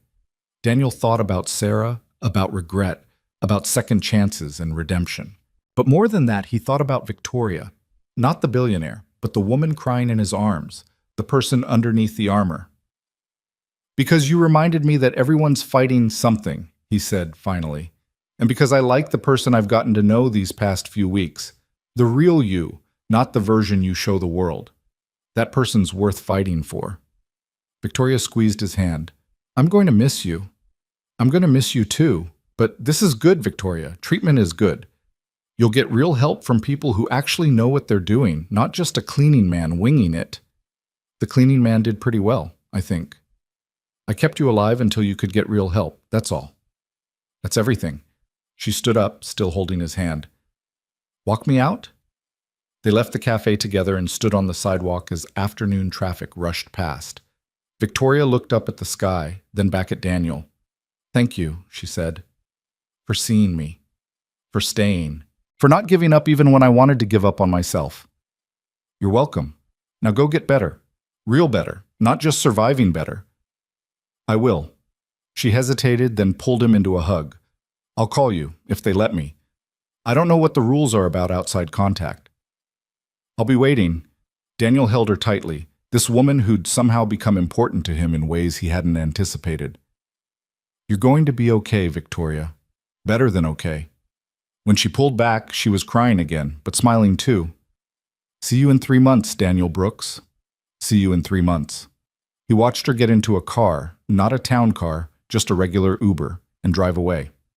Then he stood there on the sidewalk, feeling the absence of her presence like a physical thing, and wondered if he'd just made the biggest mistake of his life by letting her go, or if he'd just given her the greatest gift he could offer, the space to save herself. The first week without Victoria felt strange, like Daniel had lost something he didn't realize he'd been holding on to. He returned to his regular cleaning schedule, picking up shifts at other buildings, but the 43rd floor of the Zenith Tower stayed dark. The apartment sat empty, a monument to wealth and loneliness, waiting for its owner to return. Ethan noticed the change immediately. "Is Ms. Hale okay?" he asked over dinner on the third night. "You seem sad." "She's getting help," Daniel said, pushing pasta around his plate. "She's going to be gone for a while, but she's going to be okay." "Do you miss her?" The question caught Daniel off guard. He thought about Victoria crying on his shoulder, screaming into the Los Angeles night, holding his hand in that cafe like he was the only solid thing in her world. "Yeah, buddy, I do." "Like you miss Mom?" "Different. But yeah, I miss her." Ethan was quiet for a moment, then said, "I think Mom would like her. Ms. Hale, I mean. She was nice to me." Daniel felt his throat tighten. "I think Mom would like her too." 2 weeks passed with no word. Daniel hadn't expected contact. Treatment facilities usually restricted communication during the early stages, but the silence still gnawed at him. He found himself wondering about her constantly. Was she okay? Was the treatment working? Had she given up and left? Was she angry at him for encouraging her to go? The questions circled his mind during shifts, during Ethan's soccer games, during the quiet hours after midnight when sleep wouldn't come. He'd text her number sometimes, knowing she wouldn't respond, just sending small updates. Ethan got an A on his history test. It rained today for the first time in months. "Still here if you need me." On the 18th day, his phone rang at 2 p.m. Unknown number. Daniel almost didn't answer, but something made him pick up. "Daniel?" Victoria's voice sounded different, clearer somehow, steadier. "They finally gave me phone privileges. I only have 10 minutes, but I wanted to hear your voice." Relief flooded through him. "How are you?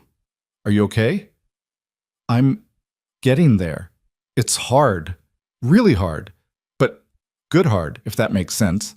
She laughed, and it sounded more genuine than any laugh he'd heard from her before. "I'm learning things about myself, not all of them pleasant." "Like what?"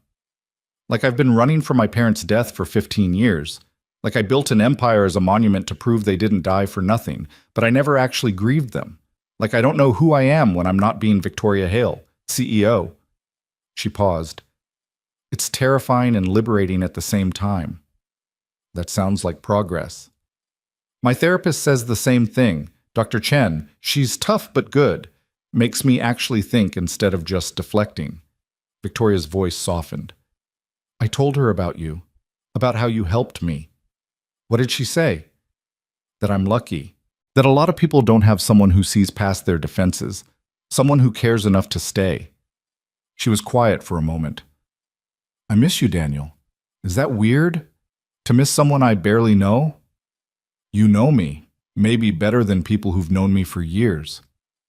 "I've been thinking about what you said, about finding out who I want to be instead of who I think I should be. I'm still figuring that out, but I'm starting to get glimpses of her." "Yeah? Who is she?" "Someone smaller, quieter. Someone who maybe doesn't need to conquer the world to feel worthwhile." Victoria laughed again. "The board would hate her, but I think I might like her." I think I'd like her too. Daniel, I... A voice in the background interrupted her. I have to go. They're strict about time limits, but thank you for the texts. I wasn't supposed to see them yet, but they let me read them this morning. They helped more than you know. Victoria, wait. Before you go, I'm proud of you. You're doing the work. That matters. Thank you. Her voice cracked. I'll call again when I can. 2 more months. I can do 2 more months. You can do 2 more months. The line went dead. Daniel stood in his kitchen, phone pressed to his ear, feeling both better and worse than before the call. Better because she was okay, she was fighting, she was finding herself. Worse because 2 more months felt like an eternity. Life continued its forward march. Ethan's soccer season ended with a tournament loss that devastated him for exactly 3 days before he discovered skateboarding. Daniel picked up extra shifts to cover the loss of the Zenith Tower contract, working himself to exhaustion to avoid thinking too much about the empty penthouse and the woman in Malibu learning to be someone new. Victoria called twice more over the next month, once to tell him she'd made it to 30 days clean and the staff had thrown her a small celebration, once to tell him about a breakthrough in therapy where she'd finally cried about her parents' death, really cried, the kind of grief she'd been stuffing down for 15 years. I thought dealing with it would destroy me, she said, but it actually made me feel lighter, like I've been carrying around this weight and I finally set it down. That's what healing looks like, Daniel told her. Not comfortable, but necessary. I'm scared, though, about coming back, about whether I can stay clean in the real world with all the pressure and stress, and she stopped herself. Dr. Chen says I'm catastrophizing, that I need to focus on today, not 2 months from now. Dr. Chen's smart. She says I should invite you to Family Day. Daniel's heart stuttered. Family Day? It's this thing they do in the last month. Bring in important people from your life, help repair relationships, get support systems in place. Victoria sounded nervous.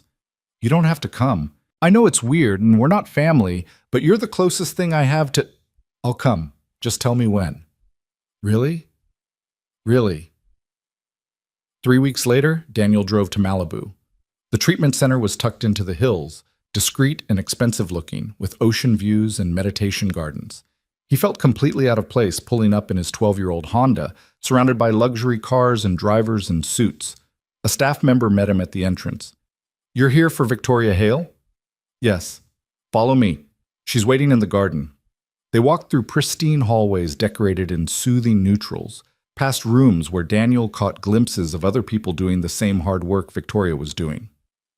The garden was at the back of the facility, a carefully landscaped space with stone paths and flowering plants, and the sound of water trickling from a fountain.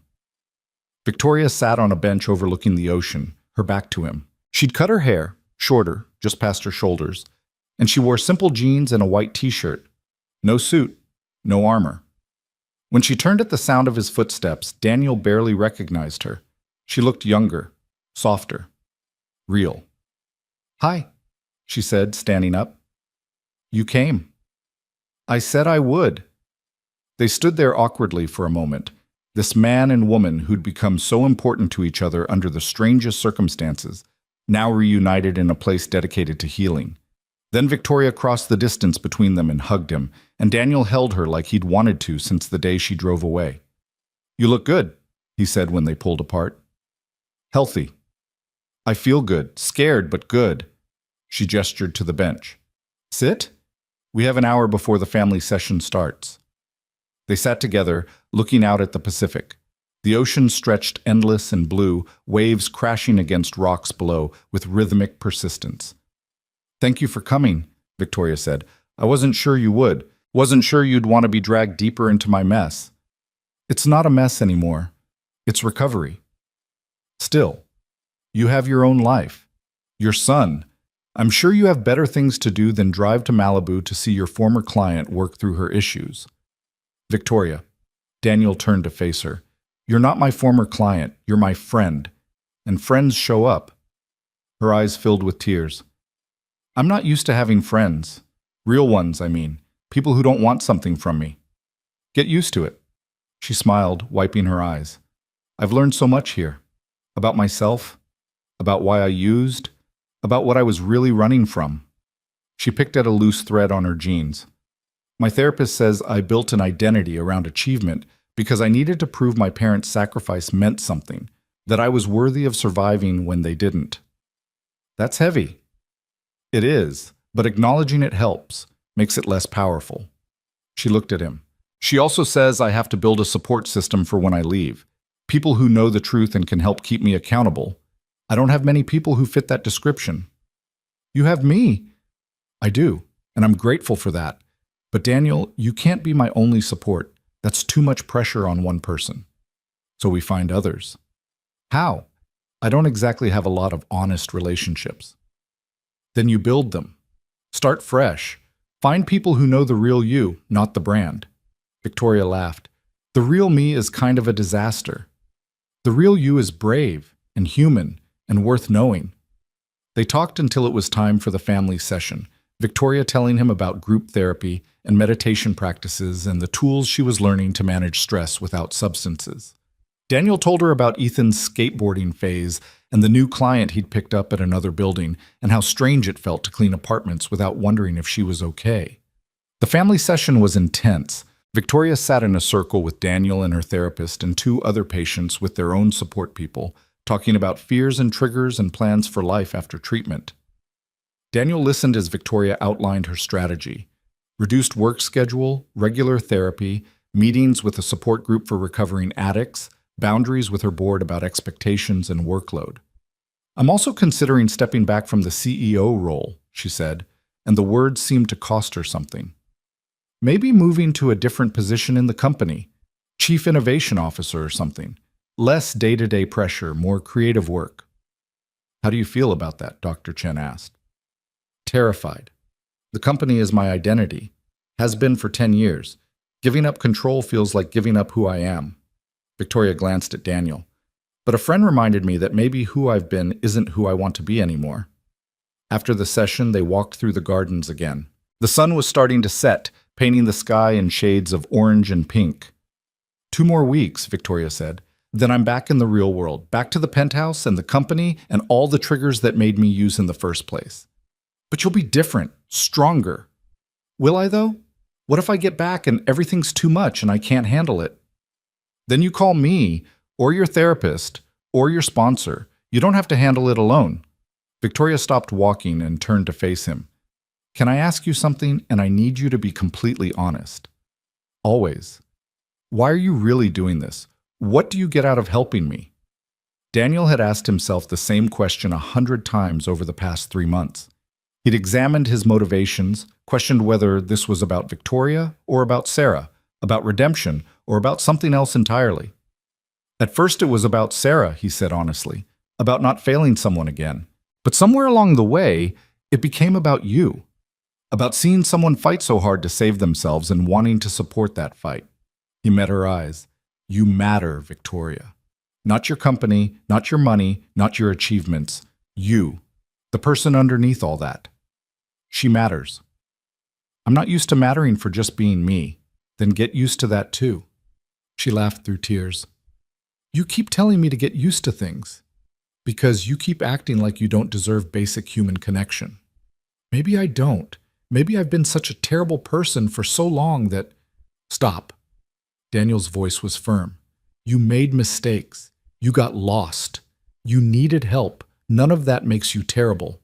It makes you human. Victoria wiped her eyes and took a shaky breath. Okay. Okay, human. I can try to be human. That's all anyone can do. They stood in the fading light, 2 people from different worlds who'd found each other in the darkness and helped each other towards something resembling light. The moment stretched between them waited with everything unsaid, everything that had happened over the past months, everything that might happen next. I should go, Daniel said finally. Long drive back and Ethan's at a friend's house until 8. Thank you for coming. It meant everything. 2 more weeks. Then you're home. Home. Victoria tested the word. I don't think I've thought of the penthouse as home in years. It's been more like a fancy hotel room I happen to sleep in. Maybe that changes too. Maybe everything changes. Daniel drove home as the sun disappeared below the horizon, his mind full of Victoria's face and her tears and her hope. He'd done what he set out to do, helped her get to treatment, supported her through the hardest decision of her life. Now she was healing, finding herself, building a future that didn't require substances to survive. His part in her story should be over. Should be. But it didn't feel over. It felt like a chapter ending, yes, but not the book. Not yet. The 2 weeks until Victoria's release crawled by. Daniel cleaned apartments and raised his son and lived his normal life. But part of his mind stayed in Malibu, wondering how she was doing, counting down days. On the morning she was supposed to come home, his phone rang at 10 a.m. "I'm out," Victoria said, her voice shaky but excited. "Officially discharged. I'm in a car heading back to the city, and I'm terrified and thrilled and... Daniel, I did it. 90 days. You did it. How do you feel?" "Like everything's too bright and too loud and too much. But good. Scared, but good." She paused. "Can I see you? Tonight? I know you probably have work, but I could really use a friendly face right now." "I'll be there. What time?" 8? "I have a meeting with Marcus at 3 and therapy at 5, but after that I'm free." 8 o'clock. "I'll bring dinner." "You don't have to... I'm bringing dinner. You just focus on getting through today." When Daniel arrived at the 43rd floor that evening, carrying Thai food and nervous energy, Victoria opened the door and he saw the transformation fully. She looked like herself, whoever that self was, in ways she never had before. The sharp edges had softened. The armor had come off. She was just a woman standing in her apartment, smiling at a friend. "Come in," she said. "Welcome to my home." Weird saying that. Feels like the first time it's actually true. The apartment looked different. Smaller somehow, though nothing had physically changed. Or maybe it was just that Victoria filled the space differently now, took up room instead of disappearing into the corners. They ate dinner on the couch, talking about her first day back. The meeting with Marcus had gone well. He'd been supportive, promised to help manage her workload, agreed to the reduced schedule. Her therapist had helped her process the anxiety of being home. The board had sent flowers and a card welcoming her back. "Everyone's being so nice," Victoria said. "It's unsettling. I keep waiting for the other shoe to drop." "Maybe there is no other shoe. Maybe people actually care about you. That's what Dr. Chen says, that I need to accept support instead of waiting for it to be taken away." She set down her plate. "I want to show you something." She led him to her office and pointed to the wall behind her desk. Where there used to be magazine covers and awards and press clippings, there was now a single photograph. Victoria as a child, maybe 7 or 8, standing between her parents. All 3 of them were laughing, caught in a moment of pure joy. "I found it in storage," she said. "Hadn't looked at it in years, couldn't bear to, but Dr. Chen said I needed to stop running from them, stop feeling guilty for surviving, so I hung it up." She touched the frame gently. "It still hurts to look at, but it feels right having them here." "They'd be proud of you," Daniel said. "What you've done, getting help, fighting to be better." "You think so?" "I know so."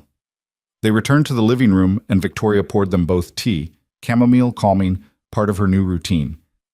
They sat together in comfortable silence, watching the city lights, and Daniel realized this was what friendship looked like. Not dramatic rescues or late-night crises. Just 2 people sharing space, sharing time, sharing the quiet moments between the chaos. "I've been thinking," Victoria said eventually, "about what comes next. The board approved my proposal to step back from CEO. I'll be Chief Innovation Officer starting next month. Less operational stress, more creative work. How do you feel about that?" "Free? Terrified. But mostly free." She smiled. "I also hired an assistant. A real one, not just someone to manage my calendar. Someone to help me maintain boundaries, keep my schedule reasonable, make sure I'm taking care of myself." "That's good. That's really good." "And I joined a support group for executives dealing with addiction. Turns out I'm not alone in this. There are a lot of us who burned out and turned to substances to keep going." She looked at him. "I've been so isolated for so long. It's strange realizing other people understand." "You don't have to be isolated anymore." "I know, I'm learning that." She set down her tea. "I also want to do something with my story. Maybe write about it. Maybe speak about it. I don't know yet. But I feel like if I went through all this, I should use it to help others who are struggling. That's brave. Or stupid. The press will have a field day. Tech billionaire admits drug problem. The headlines write themselves. Let them. The people who matter will understand.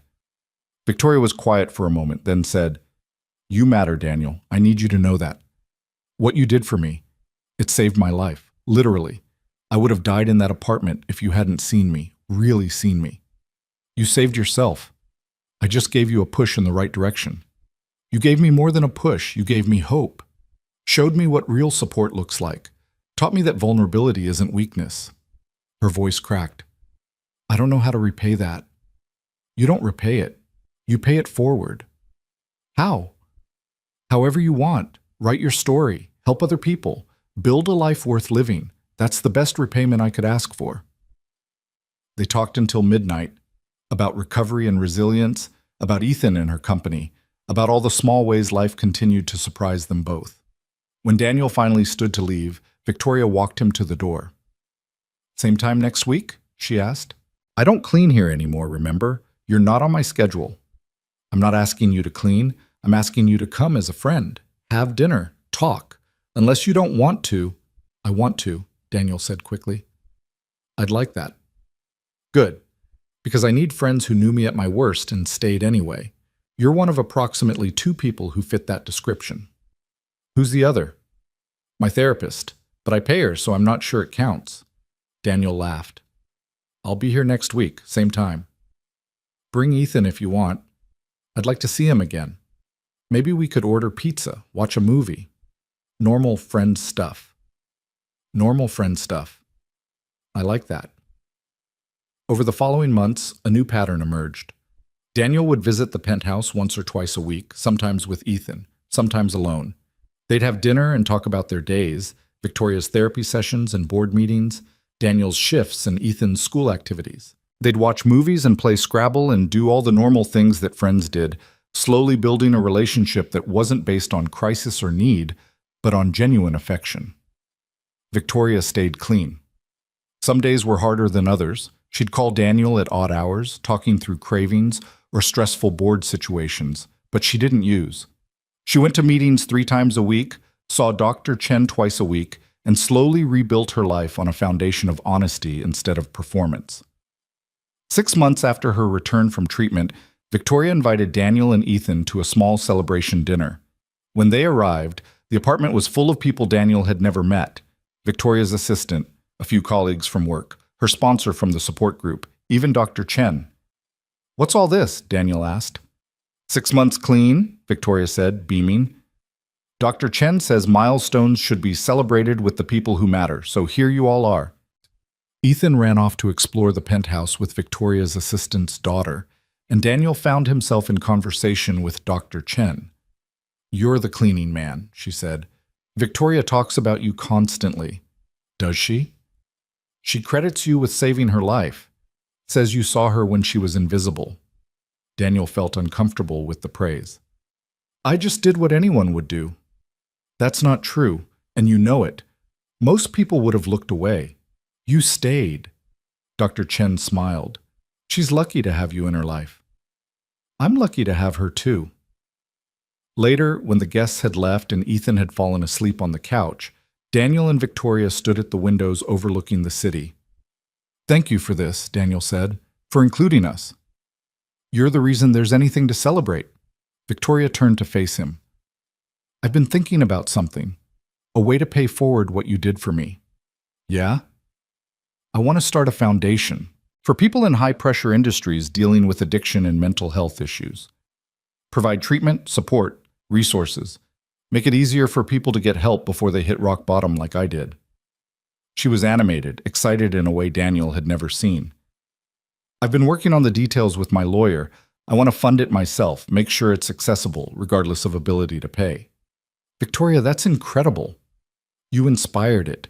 You and Dr. Chen and everyone who helped me. I want to create a system where people don't have to wait for a cleaning man to notice they're dying, where asking for help is normal instead of shameful." "What will you call it?" She smiled. Second Chances Foundation, because everyone deserves one. Daniel felt his eyes well up. This was what healing looked like. Not just survival, but transformation. Not just getting better, but becoming someone who helped others get better too. Your parents would be so proud, he said. Victoria's smile wavered, but held. I hope so. I'm finally living a life that honors them instead of running from their memory. They stood together in the quiet, the city lights spreading out below them like scattered stars, and Daniel thought about how strange life was. How a chance encounter between a billionaire and a cleaning man had led to this, to friendship, to healing, to second chances for them both. A year after Victoria came home from treatment, Daniel received a call from an unknown number. When he answered, a professional voice said, "Is this Daniel Brooks? I'm calling from TechCrunch. We're writing a story about Victoria Hale's new foundation and her recovery from addiction. She gave us your name as someone who played a significant role in her journey. Would you be willing to comment?" Daniel's heart raced. "I'd need to talk to Victoria first." "Of course, she said you might say that. She also said to tell you it's okay, that she wants your story told too, if you're comfortable with it." He called Victoria immediately. "TechCrunch? I'm going public with my story," she said. "The whole thing. The addiction, the recovery, the foundation. And I want to acknowledge the people who helped me, including you, but only if you're okay with it." "Are you sure? This will be everywhere." "I'm sure. Hiding it only has power if I'm ashamed. And I'm not anymore. What happened to me, what I went through, it's part of my story. I'm not going to pretend it didn't happen." She paused. "But I won't include you if it makes you uncomfortable." Daniel thought about it, about exposure and privacy and the weirdness of becoming part of a billionaire's public narrative. But he also thought about all the other people out there struggling, afraid to ask for help, convinced they were alone. "Include me," he said. "If it helps someone else, include me." The article came out 2 weeks later. The headline read, "Victoria Hale's Comeback, How a Tech Billionaire Rebuilt Her Life After Addiction." It detailed her struggle, her recovery, the foundation she was launching, and it included a section about Daniel, the night shift cleaning man who'd noticed something was wrong and refused to look away. His phone exploded with messages. Old friends from his EMT days, parents from Ethan's school, his supervisor at the cleaning company, impressed and slightly shocked, even a few journalists asking for interviews. But the message that mattered most came from Victoria. "Thank you for letting me tell the truth, all of it. You gave me that gift first, and I'm grateful I could give it back." The foundation launched 3 months later with a gala that Victoria insisted Daniel attend. He borrowed a suit and felt completely out of place among tech executives and venture capitalists, but Victoria stayed by his side most of the night, introducing him as the friend who saved my life. During her speech, she spoke openly about her addiction, her recovery, her ongoing work to stay healthy, and she talked about the importance of people who see past the surface, who care enough to ask hard questions, who stay when it would be easier to leave. "Someone once told me that vulnerability isn't weakness," she said, looking directly at Daniel. "That it's the only way to truly connect with others. I didn't believe him at first, but he was right. And this foundation exists because of that lesson. Because I finally learned to be vulnerable, to ask for help, to accept that I don't have to do everything alone."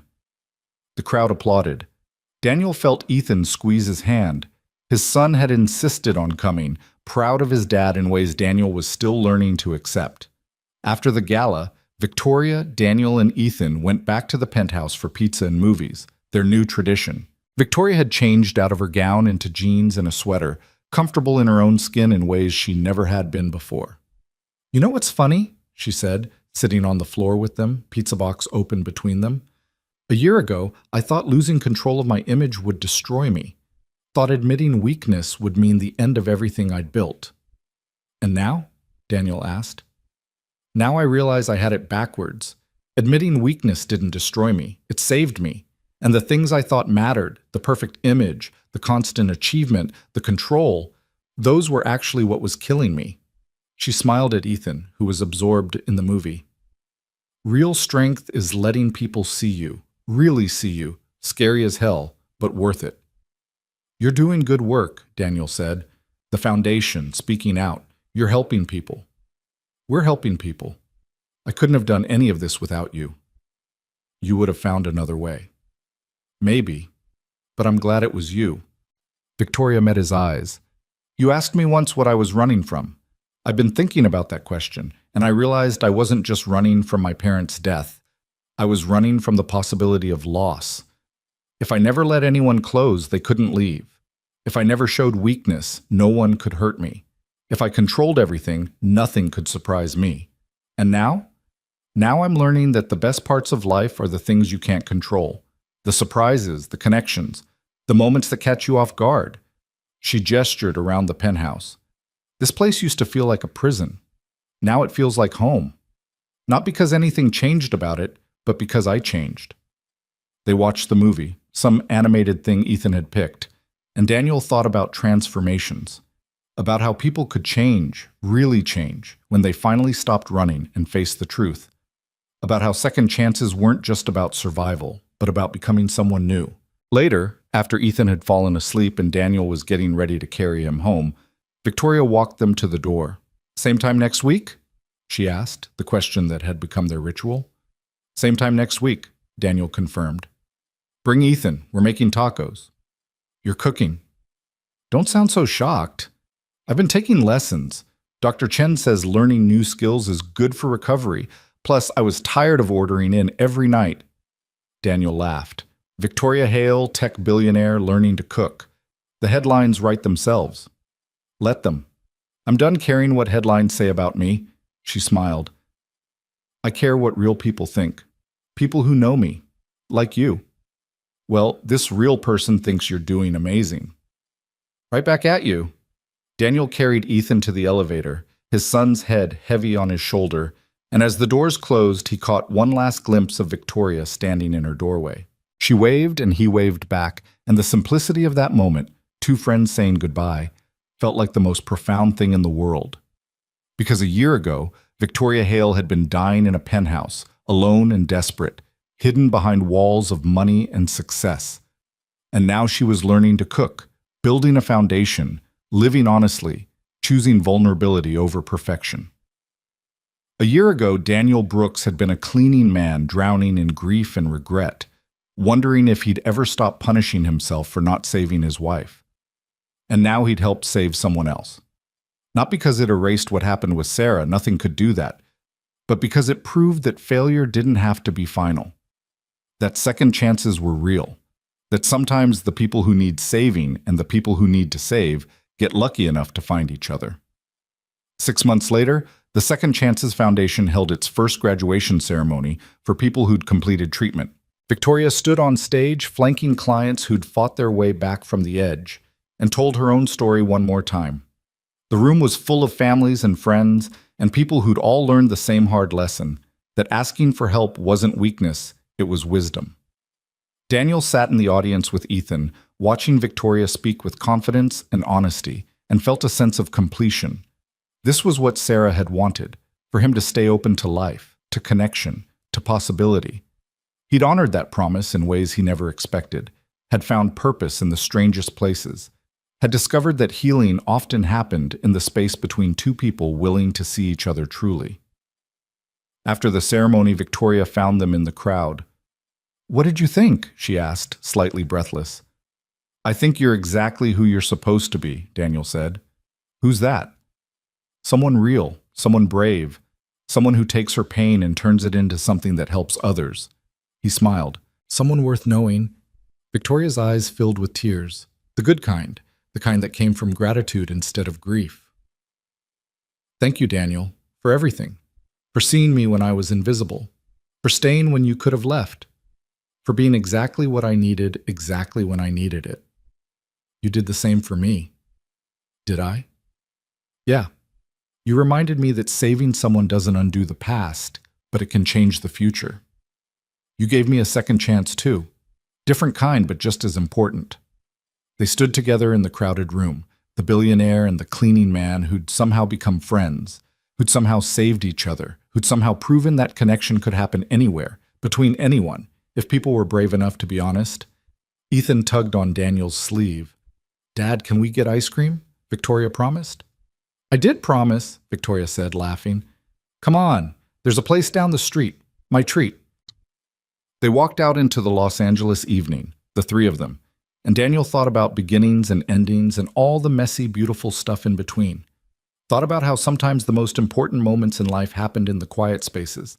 In a penthouse at 3 a.m., in a coffee shop conversation, in the simple act of showing up. The city lights came on as darkness fell. Millions of people living their lives, fighting their battles, surviving their own private wars. Somewhere out there, someone else was struggling. Someone else was hiding. Someone else was dying slowly and praying someone would notice. And maybe, if they were lucky, someone would. Someone would see past the surface. Someone would refuse to look away. Someone would stay. Because that's what second chances looked like. Not dramatic rescues or perfect solutions, but steady presence. Honest questions. Refusal to accept the lies we tell ourselves and each other. Victoria Hale had built an empire and nearly destroyed herself. Daniel Brooks had lost everything and found purpose in the ruins. Together, they'd proven that healing was possible, that change was real, that no one was too far gone to find their way back.